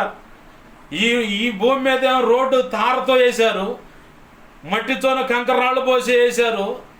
మరి పరలోకంలో యెరూషలేము, నూతన యెరూషలేము అనే పట్టణం అనే ఆ పరలోకంలో బంగారమే నీ కాళ్ళ కింద ఉంటుంది. నీ కాళ్ళ కింద ఉండే దానికోసం ఈ లోకంలో నీవు ఉండి దాని మీద నీకు మోసేందుకు? ఉన్న దాంట్లో అబ్రహాం వలె, ఇస్సాకు, యాకోబు అంటే అలియా ఇజ్రాయేలు వలె గుడారపు అనుభవంలో బ్రతికితే చాలు. ఆమేన్, హల్లెలూయా. గుడారపు అనుభవం అంటే యాకోబు అయినా, ఇస్సాకు అయినా, లేదు అబ్రహాం అయినా ఎక్కడ కూడా ఇల్లు కట్టుకోవాలా. యాడగాడు 2 డేరాలు వేసుకోవడం, ఇంకా అదే జీవితం. అట్లా అని చెప్పి నిన్ను ఇప్పుడు డేరాల్లో ఉన్న ఇల్లు పడగొట్టి డేరాలు వేసుకొని బతకమని దేవుడు చెప్పట్లా. ఉన్న దాంట్లో సంతృప్తి కలిగి బ్రతుకు. ప్రభును సంతృప్తి పరిచేటువంటి భక్తి సాధన చేసి బ్రతుకు. ఆమేన్, హల్లెలూయా. మరికేది వద్దు. జాండ పొట్టకు కాస్తంత అన్నం పెట్టగల సముద్రుడు నా యేసయ్య. కోట్లు కట్టించాలనో, బంగారం మెడ నిండా దిగేయాలనో, బ్యాంకు బ్యాలెన్స్ లక్షలో కోట్లు లేదా వేలు ఉంచుకోవాలనో ప్రభు కోరుకోట్ల. అది నీ వద్దనే ఇస్తాడు. సొలొమోనుకి ఏం చేశాడు దేవుడు? మందిరం ప్రతిష్ఠ అయిపోయింది, బలులన్నీ అయిపోయింది, ప్రశాంతంగా ప్రార్థన చేసుకొని పడుకుంటే దేవుడు వచ్చి మాట్లాడుతున్నాడు కలలో. సొలొమోనా, ఏం కావాలి నీకంటే? ఇంతమంది జనానికి న్యాయం చేయటం నా వల్ల కాదు, నేను పసివాడిని, ఆ వివేకం గల హృదయము, ఆ జ్ఞానం నాకు ఇవ్వు అన్నాడు. సరే ఇస్తున్నాను పో. శత్రు ప్రాణాన్ని కానీ రాజ్యాన్ని కానీ నువ్వు అడగల, ఆస్తులు ఏదో కావాలని అడగల. అయితే నువ్వు బ్రతికినంత దినాల్లో యుద్ధం అనేది ఉండదు. నువ్వు అడగకపోయిన సిరి సంపదలు నీకు ఇస్తున్నాను, పేరు ప్రఖ్యాతులు నీకు ఇస్తున్నాను అన్నాడు ప్రభు. ఎప్పుడు? దేవుని యందు. తన తండ్రి చెప్పాడు దావీదు, నాయనా నేను దేవుని యందు వినయ భయభక్తులు కలిగి ఉండటాన్ని బట్టి ఈ రకంగా ఆశీర్వదింపబడ్డా. మార్గం మధ్యలో బుద్ధిహీన పని చేసిన దేవుడు శిక్షించాడు, సమస్యను పరిష్కరించాడు, నన్ను ఆశీర్వదించాడు. అయితే నువ్వు అటువంటి బుద్ధిహీనమైన పని కూడా చేయమాకరా, జాగ్రత్తగుండు, ఆయన చెప్పినట్టు అడుగులే అన్నాడు. తండ్రి మాట తీసుకొని అలాగనే పండు వృద్ధాప్యం దాకా నడిచాడు, బాగానే ఉంది. చివరిలో వచ్చింది తెగులు. అలాంటి నీచమైన బ్రతుకు మనం అడుగులు పెట్టకుండా దేవుడు చెప్పినట్టుగా నమ్మకంగా బ్రతికితే సొలొమోనుకి ఇచ్చినటువంటి ప్రశాంతమైన వాతావరణం, సర్వసమృద్ధి అయిన దీవెనలు, ధనధాన్యం అంతా నీకు పుష్కలంగా దొరుకుతుంది. మనకి అంత ఏటీఎం వ్యాపారమేనా? అట్ట పోవటం, 4 పిన్లు కొడతాం, బట్ డబ్బులు తీసుకొని రావడం. ప్రభు అలా ఎప్పటికీ ఆశీర్వదించడు. నీ నమ్మకత్వం ఏంటో ఆయన ఖచ్చితంగా పరీక్షించుకుంటాడు. దానికి తగ్గట్టుగా క్రమక్రమంగా ఇస్సాకు ఎలా అయితే ఆశీర్వదింపబడ్డాడో ఇతరులకు కూడా కుళ్ళు కలిగేలాగా, ఈర్ష్య పుట్టేలాగా, అయ్యో నువ్వు ఉంటే మేమంతా బ్రతకలేం, ఎక్కడి నుంచి ఖాళీ చేసిపో, మమ్మల్ని కూడా దోచుకునే రీతిగా నువ్వు తయారయ్యావు అని చెప్పని దండం పెట్టి బతిమలాడేంత రీతిగా ఇస్సాకును అన్ని విధాల కరువులోనే ప్రభు ఆశీర్వదించాడు. ఆమేన్, హల్లెలూయా. కరువులోనే ఆయన చెప్పినట్టు అడుగులు వేస్తూ ఆయన చెప్పినట్టు నిలబడితే కరువులోనే ప్రభు ఇస్సాకును ఆశీర్వదించాడు. నిన్ను కూడా నా బ్రతుకులో నేను సాక్ష్యం ఇవ్వగలను, నువ్వు కూడా సాక్ష్యం ఇవ్వాలి. నేను చెప్తా, నన్ను ఇహపరమందు ఆధ్యాత్మిక, భౌతిక, ఆరోగ్యపరంగా అన్ని విధాల క్రమక్రమంగా అన్ని విధాల నా ప్రభు ఆశీర్వదిస్తూ వస్తూనే ఉన్నాడు. ఆమేన్, హల్లెలూయా. అది ఇంకనూ ఆగిపోలా. ఈ భూమి మీద నుంచి ప్రభు నిర్ణయించిన కాలంలో పిలువబడ్డప్పుడు దాకా క్రమక్రమంగా ఆశీర్వదిస్తానే ఉంటాడు నా ప్రభు. నువ్వు కూడా ఇలాగనే సాక్ష్యం చెప్పాలా. ఆయన యందు నమ్మకంగా బ్రతుకుతూ ఉంటాడు. చిన్న మాట చెప్పి నా మాటలు ముగిస్తాను. కొంతమందికి ఎలా ఉంటుందంటే అనారోగ్య సమస్యను బట్టి కొంతమంది కదిలిపోతూ ఉంటారు. మరి కొంతమంది అయితే బిడ్డల వివాహాల విషయంలో కదిలిపోతూ ఉంటారు. ఇంత చేసిన దేవుడు ఎన్నో నిందల అవమానాల్లో ఉన్నటువంటి నీ బ్రతుకును కాస్త బయటికి తెచ్చి విలువనిచ్చి అనేకులకు దీవెనకరంగా చేసిన దేవుడు నీ బిడ్డల జీవితంలో వివాహ విషయంలో కానీ, లేదా అనారోగ్య సమస్యల విషయంలో కానీ, ఆర్థిక ఇబ్బందుల్లో కానీ, కుటుంబ సమస్యలు కావచ్చు, ఆస్తుల గొడవలు కావచ్చు, కోర్టు సమస్య కావచ్చు, పోలీస్ స్టేషన్ సమస్య కావచ్చు. కొంతమందికి అయితే భర్త పేరు, ఇంటి పేరును బట్టి వివాదం ఉంటుంది. మరి కొంతమందికి అయితే భర్త మరి నన్ను నమ్ముకొని వచ్చింది కాబట్టి ఈ అమ్మాయికి ఏదో ఒకటి నేను ఆదరణగా ఏదో ఒకటి ఓచంగా సపోర్ట్గా ఏదో ఒకటి పెట్టాలని చెప్పని మంచి మనస్సాక్షి కలిగి ఏదో ఒకటి ఆస్తి రాసిస్తే దాని విషయంలో లాలూచి ఇక గందరగోళమైన గొడవలు, ఇలా ఎన్నో రకాల సమస్యలు, వ్యాపారంలో సమస్యలు, అప్పిచ్చినోడు కాస్త నిలదీయటం అనే సమస్య, కడుపును పుట్టిన బిడ్డల జీవితాల్లో, ఆడపిల్లల జీవితాల్లో పొరపాట్లు జరిగిన దాన్ని బట్టి సమస్య. ఇవాళ యవ్వన ప్రాయం ఎలా ఉందంటే భయంకరమైన ప్రమాదంలో ఉంది. మెచ్యూర్ అవుతున్నారో లేదో తెలియదు. వెంటనే నా వయసు ఎంత, నా పరిస్థితి ఏంది, మరి ఏ వయసులో ఉన్న వ్యక్తిని నేను కదిలిస్తున్నాను, అసలు భయంకరమాట పరిస్థితులు ఆ బిడ్డలను చూస్తూ ఉంటే అరే రే రే రే రే నేను ఇందాక 2 తిమోతి పత్రిక 3వ అధ్యాయం చదివించింది అక్షరాల నెరవేరుతుందేమో అనిపిస్తుంది నాకైతే. ఎంత కొద్ది కాలంలోనే పిల్లలు వయసుకు వచ్చి అంటే మెచ్యూరి ఫంక్షన్ జరిగిన సందర్భం కొద్ది కాలమే, ఎంత 2-3 నెలలు, 4-5-6 నెలలు, లేదంటే 1 సంవత్సరం. ఈ కొద్ది కాలంలోనే ఈ లోపల ఇక నాకు బాయ్ ఫ్రెండ్ ఉండాలా అని ఎవరిని కదిలిస్తున్నావు? నీ వయసు 13-14 ఉంటే తిప్పికొడితే తిరగబెడితే 35-36 ఈ సంవత్సరాల్లో ఉన్నటువంటి వాళ్ళని ఆకర్షించి ఏదో ఒక రకంగా ఏం చేస్తావు? వాడు ఒకవేళ పాలు మాలి నీ దగ్గరకు వచ్చే మైనర్ వయసు మీరనటువంటి వ్యక్తి మీద అఘాయిత్యం చేశాడని చెప్పని కేసు, ఒకరితో పోతే ఆడపిల్లకి వెళ్ళి ఎంతమంది స్నేహితురాళ్ళు ఉన్నారో, మగపిల్లగాడికి వెళ్ళి ఎంతమంది స్నేహితులు ఉన్నారో, వీడు ఎక్కడ ఎవరింట్లో ఎక్కువసేపు ఉంటున్నాడో అవి మొత్తం కూబి లాగుతారు. మొత్తాన్ని దేశంపై కేసులు ఆ పేర్లన్నీ పెట్టి ఫైల్ చేసి కోర్టుకు తిప్పుతారు. నన్ను గందరగోళ రచ్చ అన్నమాట. నాకు ఇవన్నీ గుర్తొస్తూ ఉంటే ఆ బిడ్డలు చేస్తున్న పనులు చూస్తే అరే అరే ఎంత ఉన్నారు బుడతలు వీళ్ళు, అంత ఏం తెలిసింది దాంట్లో. తల్లిదండ్రులు ఏమో వాళ్ళ పనుల్లో ఉంటారు, వీళ్ళేమో వాళ్ళు లేనప్పుడు వీళ్ళకు నచ్చినట్టుగా భయంకరమైన పరిస్థితులు నేను చూస్తూ ఉన్నాను. ఇలా ఆడపిల్లల జీవితాల్లో తన్నాభిన్నమైపోయి అసలు నా బిడ్డలకు బ్రతుకులకు మార్పు వస్తుందా లేదని చెప్పని గందరగోళం అవుతున్నటువంటి తల్లిదండ్రులు లేకపోలేదు. మరి కొంతమందికి అయితే వ్యాధి అనుమతింపబడిన దాన్ని బట్టి నేను ఈ రోగం నయమాధ్యం లేదని చెప్పని, లేదు ఒకవేళ దైవ చిత్తంలో ఉన్నట్టు దేవుని ప్రణాళికలో ఉన్నటువంటి వ్యక్తులతో దేవుడు నిర్ణయించినటువంటి ఆ వివాహం, నాకు ఈ రోగం ఉంది కదా, ఇలాంటి పరిస్థితుల్లో నా వ్యాధి ఉంది కదా, మరి దేవుడు చెప్పిన సంకల్పాన్ని కూడా దేవుడు ఖచ్చితంగా నా వివాహం జరిగేలా చేస్తాడా? దేవుడు నిర్ణయించినటువంటి ఆ వ్యక్తితో నా వివాహం జరుగుతుందా? అసలు ఇలాంటి పరిస్థితిలో ఉన్న నన్ను ఖచ్చితంగా ఆ వ్యక్తి వివాహం చేసుకుంటాడా లేదా, లేదా ఆమె చేసుకుంటుందా లేదా, లేదా అతను చేసుకుంటాడా లేదా అని ఇలాంటి తర్జనా భర్జనతో మానసికంగా కృంగిపోతూ రాత్రులు దేవుని పాదాలు పట్టుకుని ఏడుస్తున్న బిడ్డలు ఉన్నారు. ఏడుస్తున్నటువంటి ఒక దేవుని బిడ్డ, ఒక ఆడపిల్ల ఉంది. ప్రియమైన దేవుని బిడ్డ గమనించు, దేవుడు నీతోనే మాట్లాడుతున్నాడు. అయ్యా నాకు ఈ రోగం ఉందయ్యా, గర్భసంచి విషయంలో ఈ రోగం ఉంది, క్యాన్సర్ అనే రోగంతో బాధపడుతున్నాను, ఈ పరిస్థితిలో ఉన్న నన్ను దేవుడు నిర్ణయించినటువంటి ఆ వ్యక్తి నన్ను వివాహం ఆడతాడా లేదా అని చెప్పని అయ్యో అని చెప్పని వేదన పడుతూ మనోవేదన చెందుతూ తిండి తినక కన్నీరు విడుస్తూ మానక ప్రతినిత్యం ఏడుస్తూ ఉంటే కుటుంబీకులు అరుస్తూ ఉన్నారని చెప్పని రాత్రి వేళ దేవుని పాసనిలో నిద్రపోకుండా మరి కన్నీరు విడిచి కనిపెడుతున్నటువంటి దేవుని బిడ్డ, నీతోనే దేవుడు మాట్లాడుతున్నాడు. నువ్వు దిగులు పడాల్సిన పని లేదు. ఆనాడు మత్తయి సువార్త 1వ అధ్యాయంలో కన్యకైన మరియా యోసేపుతో ప్రదానము చేయబడితే రహస్యమందు ఆమెను విడనాడను ఉద్దేశించి నీతిమంతుడైన యోసేపు అన్న కాడ ఇంకొక సందర్భం జరిగింది, బాగా గుర్తుపెట్టుకో.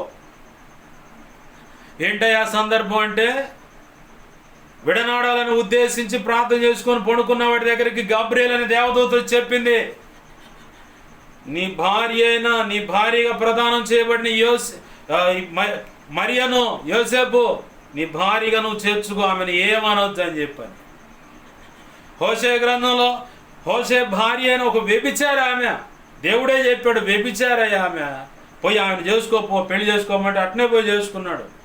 మళ్ళీ ఆమెను హోషేను వదిలిపెట్టి వెళ్ళిపోతే వేలంపాట పెట్టిన కాడికి మళ్ళీ దేవుడే పంపించాడు, హోషే వెళ్ళు, నీ భార్యకు ఎంత వెండి చెల్లించాలో అంత వెండి చెల్లించు, వాడు ఎంత పాట పాడతాడో దానికి డబుల్ పాడి, ఎక్కువ పాడి, అక్కడ వెండి అనేది ఇంత రేట్ అని కొలత, అంత వెండి ఇచ్చి నీ భార్యను తెచ్చుకోపో అని. ఏమనమాక అమ్మాయిని నువ్వు చేర్చుకో అన్నాడు. అదే రీతిగా నీ భర్తతో, నీకు భర్తగా ఎంచబడిన వ్యక్తితో దేవుడు ఆల్రెడీ మాట్లాడే ఉన్నాడు. పెండ్లైన తర్వాత ఏమైనా చేస్తాడేమో, పెండ్లికి ముందు అసలు చేసుకోడేమో, పెండ్లైన తర్వాత నా బిడ్డను అలా ఇలా పెడతాడేమో అని చెప్పని బాధపడుతున్నావు తల్లి, నీతో కూడా దేవుడు మాట్లాడుతున్నాడు. అలాంటి చర్యలు ఏమైనా బరి తెగించి అతను చేయాలనుకుంటే క్రీస్తు న్యాయపీఠం అనేది నిలబెడుతుంది. ఆ భయం కలిగి ఉన్నాడు నీ బిడ్డకు నిర్ణయింపబడ్డటువంటి ఆ దైవజనుడైన భర్త. ఏ అభ్యంతరమో, ఎటువంటి భయమో, నిర్బంధం అనేది లేకుండా చక్కగా బిడ్డ యొక్క వివాహం జరిగించవచ్చు. ఇది దేవుడు నిర్ణయించినటువంటి నిర్ణయం. దానికి ఏ అభ్యంతరాలు, ఏ అడ్డంకులు, ఆటంకాలు ఉండవు. ఒకవేళ అభ్యంతరాలు, ఆటంకాలు పెట్టాలని చూస్తే వాళ్ళకు కరెక్ట్గా దేవుడు నిర్ణయించిన శిక్ష ఖచ్చితంగా అది అమలవుతుంది. అందాక వాళ్ళు పోరు. ఎవరైనా పోతే మాత్రం ఖచ్చితంగా ఇంట్లో ఫోటోల్లో చూసుకోవాల్సి వస్తుంది. మనం అయ్యో పలానా రోజు ఇలా పోయాడు అని చెప్పని, పలానా రోజు ఇలా పోయింది అని చెప్పని. దేవుడు నీతో మాట్లాడుతున్న మాట ఇది. భయపడాల్సిన పని లేదు. దేవుడు నిర్ణయించినటువంటి వివాహం అది ఖచ్చితంగా జరుగుతుంది. ఏ సమస్య ఉండదు. నా జీవితం ఇలా నాశనం అయిపోయింది, నా బిడ్డ జీవితం ఇలా అట్నే అయిపోతే అని భయపడుతున్నామేమో. ఆ దిగులు అదే తీసే. అసలు ఆ దిగులుతోనే అసలు చూడాల్సిన ఆశీర్వాదం ఇంకా ఆలస్యం అయిపోయింది. ధైర్యంగా, నిరభ్యంతరంగా దేవుని పాదాలు పట్టుకొని దేవుని స్తుతించు, దేవునికి కృతజ్ఞతాస్తుతులు చెల్లించు. దేవుడు గొప్పగా నీ బిడ్డల జీవితాన్ని ఆశీర్వదించాడు. ఆమేన్, హల్లెలూయా. ప్రభునందు ప్రియమైన దేవుని బిడ్డలు గమనించండి. లేఖనం ద్వారా దేవుడు ఈరోజు నీతో, నాతో, మనందరితో సూటిగా, తేటగా, స్పష్టంగా మాట్లాడుతూ ఉన్నాడు. తీర్పట దేవుని ఇంటి యొద్ద నుండి ఆరంభమై కాలము వచ్చి ఉన్నది అన్నాడు. జాగ్రత్తగా ఉందాము. అలాగనే నీతిమంతుడే ఎవరంటే నెక్స్ట్, నీతిమంతుడే రక్షించబడ్డు దుర్లభం అయితే భక్తిహీనుడు పాపి నిలిచేది ఎక్కడ అంటున్నాడు భక్తుడు. అంత మాత్రమే కాకుండా కాబట్టి దేవుని చిత్త ప్రకారం బాధపడువారు సత్ప్రవర్తన గలవారే. రోగం అనుమతించింది కూడా దేవుని చిత్తంలో ఉంటే సత్ప్రవర్తన గలదానివై, సత్ప్రవర్తన గలవాడివై బ్రతుకు చాలు. మిగతాయన్ని నీ ఆత్మను దేవునికి అప్పచెప్పుకొని, చాలామంది దైవజనుల విషయాల్లో చాలామంది రోగగ్రస్తులు, దేవుని చేత అనుమతింపబడ్డ రోగగ్రస్తులు, మన కళ్ళ ముందు నన్ను అభిషేకించిన దైవజనుడే. ఆయన బాడీ నిండా క్యాన్సర్ ఉంది, 100కు 110% క్యాన్సర్ ఉంది. విశాఖపట్నంలో హాస్పిటల్లో తన దేహంలో ఒక మాంసం మొక్క తీసి టెస్టింగ్ పంపించారు. దేవుని పాదాలు పట్టుకొని ప్రార్థన చేస్తూ ఉన్నాడు. ఆ రోగాన్ని బట్టి దిగులు పడచలు ఆయన.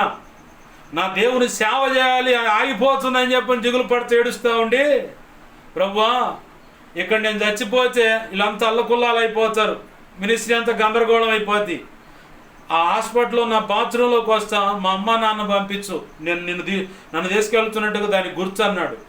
నేను వస్తున్నాను ప్రభు అని ప్రార్థన చేసుకుని హాస్పిటల్లో ఉన్న బాత్రూంలోకి వెళ్ళంగానే అట్టు అడుగు పెట్టి తలుపు లాక్ చేయగానే మిగతాదంతా మధ్యాకాశం ఎలా అయితే ఉంటుందో అలా మారిపోయిందట. యేసు ప్రభు వారి దిగి వస్తా టాటా చెబుతున్నాడంట. అమ్మో మా అమ్మ అయితే కాదని చెప్పి నువ్వే వచ్చి నన్ను తీసుకెళ్ళాలనుకుంటున్నావా ప్రభు అంటున్నాడంటే, కాదు నీ ఆయుష్కాలం పొడిగిస్తున్నాను, నువ్వు కొంతకాలం ఆడు ఉండాలి, నా పని చేయాలి అన్నాడు. సరే ప్రభు అని చెప్పి ప్రార్థన చేసుకున్నాడు. లోపలికి వచ్చి చక్కగా పెట్టి మీద పడుకున్నాడు. తెల్లారి డాక్టర్ను మళ్ళీ నన్ను టెస్ట్ చేయండి, ఇప్పుడు నాలో క్యాన్సర్ ఉండదు అన్నాడు. అదేంది అన్నాడు. చూడండి కావాలండి నేను చెప్పిన మాట రుజువు అయితే చూడండి అన్నాడు. టెస్ట్ చేస్తే క్యాన్సర్ ఎక్కడో 10%, 9% కనపడుతుంది. బాడీ మొత్తం ఉన్న క్యాన్సర్ కాస్త ఒక్క 2-3 గంటల వ్యవధి కాలంలో దేవునితో మాట్లాడి ప్రార్థన చేసిన దాన్ని బట్టి ఒక్క దెబ్బతో ఎగిరిపోయింది. ఆమేన్, హల్లెలూయా. ఆ 10% ఉన్న క్యాన్సర్కి మందులు ఇచ్చారు. ఈ వాడుకో చాలు, నీకు ఏ క్యాన్సర్ లేదన్నారు. అసలు క్యాన్సర్ లేదు, ఆ మందులు కూడా అవసరం లేదు. కాకపోతే అది స్ప్రెడ్ కాకుండా ఉండటానికి ఆ కొద్దిగా అని చెప్పి అన్నారు. ఆ బాత్రూంలోకి వెళ్ళకముందు ఆయన బెడ్ మీద ఉంటే ఆ పక్కన ఉన్న వాళ్ళు ప్రార్థన చేస్తూ ఉన్న వాళ్ళకి ఒక వ్యక్తి చనిపోయినప్పుడు ఎటువంటి వాసన వస్తుందో ఆల్రెడీ ఒక ఆడకూతురు అక్కడ ఉంది, పరిచయం చేసే దేవుని సంఘంలో బిడ్డ. ఆమె చెబుతూ ఉంది, డాడీ నువ్వు పడుకున్నప్పుడు ఒకప్పుడు మా ఇంట్లో మా నాన్నగారు చనిపోయే ముందుగా ఎటువంటి వాసన వచ్చిందో అలాంటి వాసన నీ దగ్గర నుంచి వచ్చింది, మేము చాలా భయపడ్డాం అని చెప్పని ఆ తల్లి వదిలిపెట్టకుండా అయ్యో మా దాసుడిని కాపాడయ్యా, బ్రతికించయ్యా అని చెప్పని ఏడుస్తా ప్రార్థన చేస్తాం. ఈయనకు ఆల్రెడీ డౌట్ వచ్చింది. ఆ బాత్రూంలోకి వెళ్ళాడు, ప్రభుతో మాట్లాడి తిరిగి వచ్చాడు, నిలబడ్డాడు. చెక్ చేసుకుంటే క్యాన్సర్ లేదు.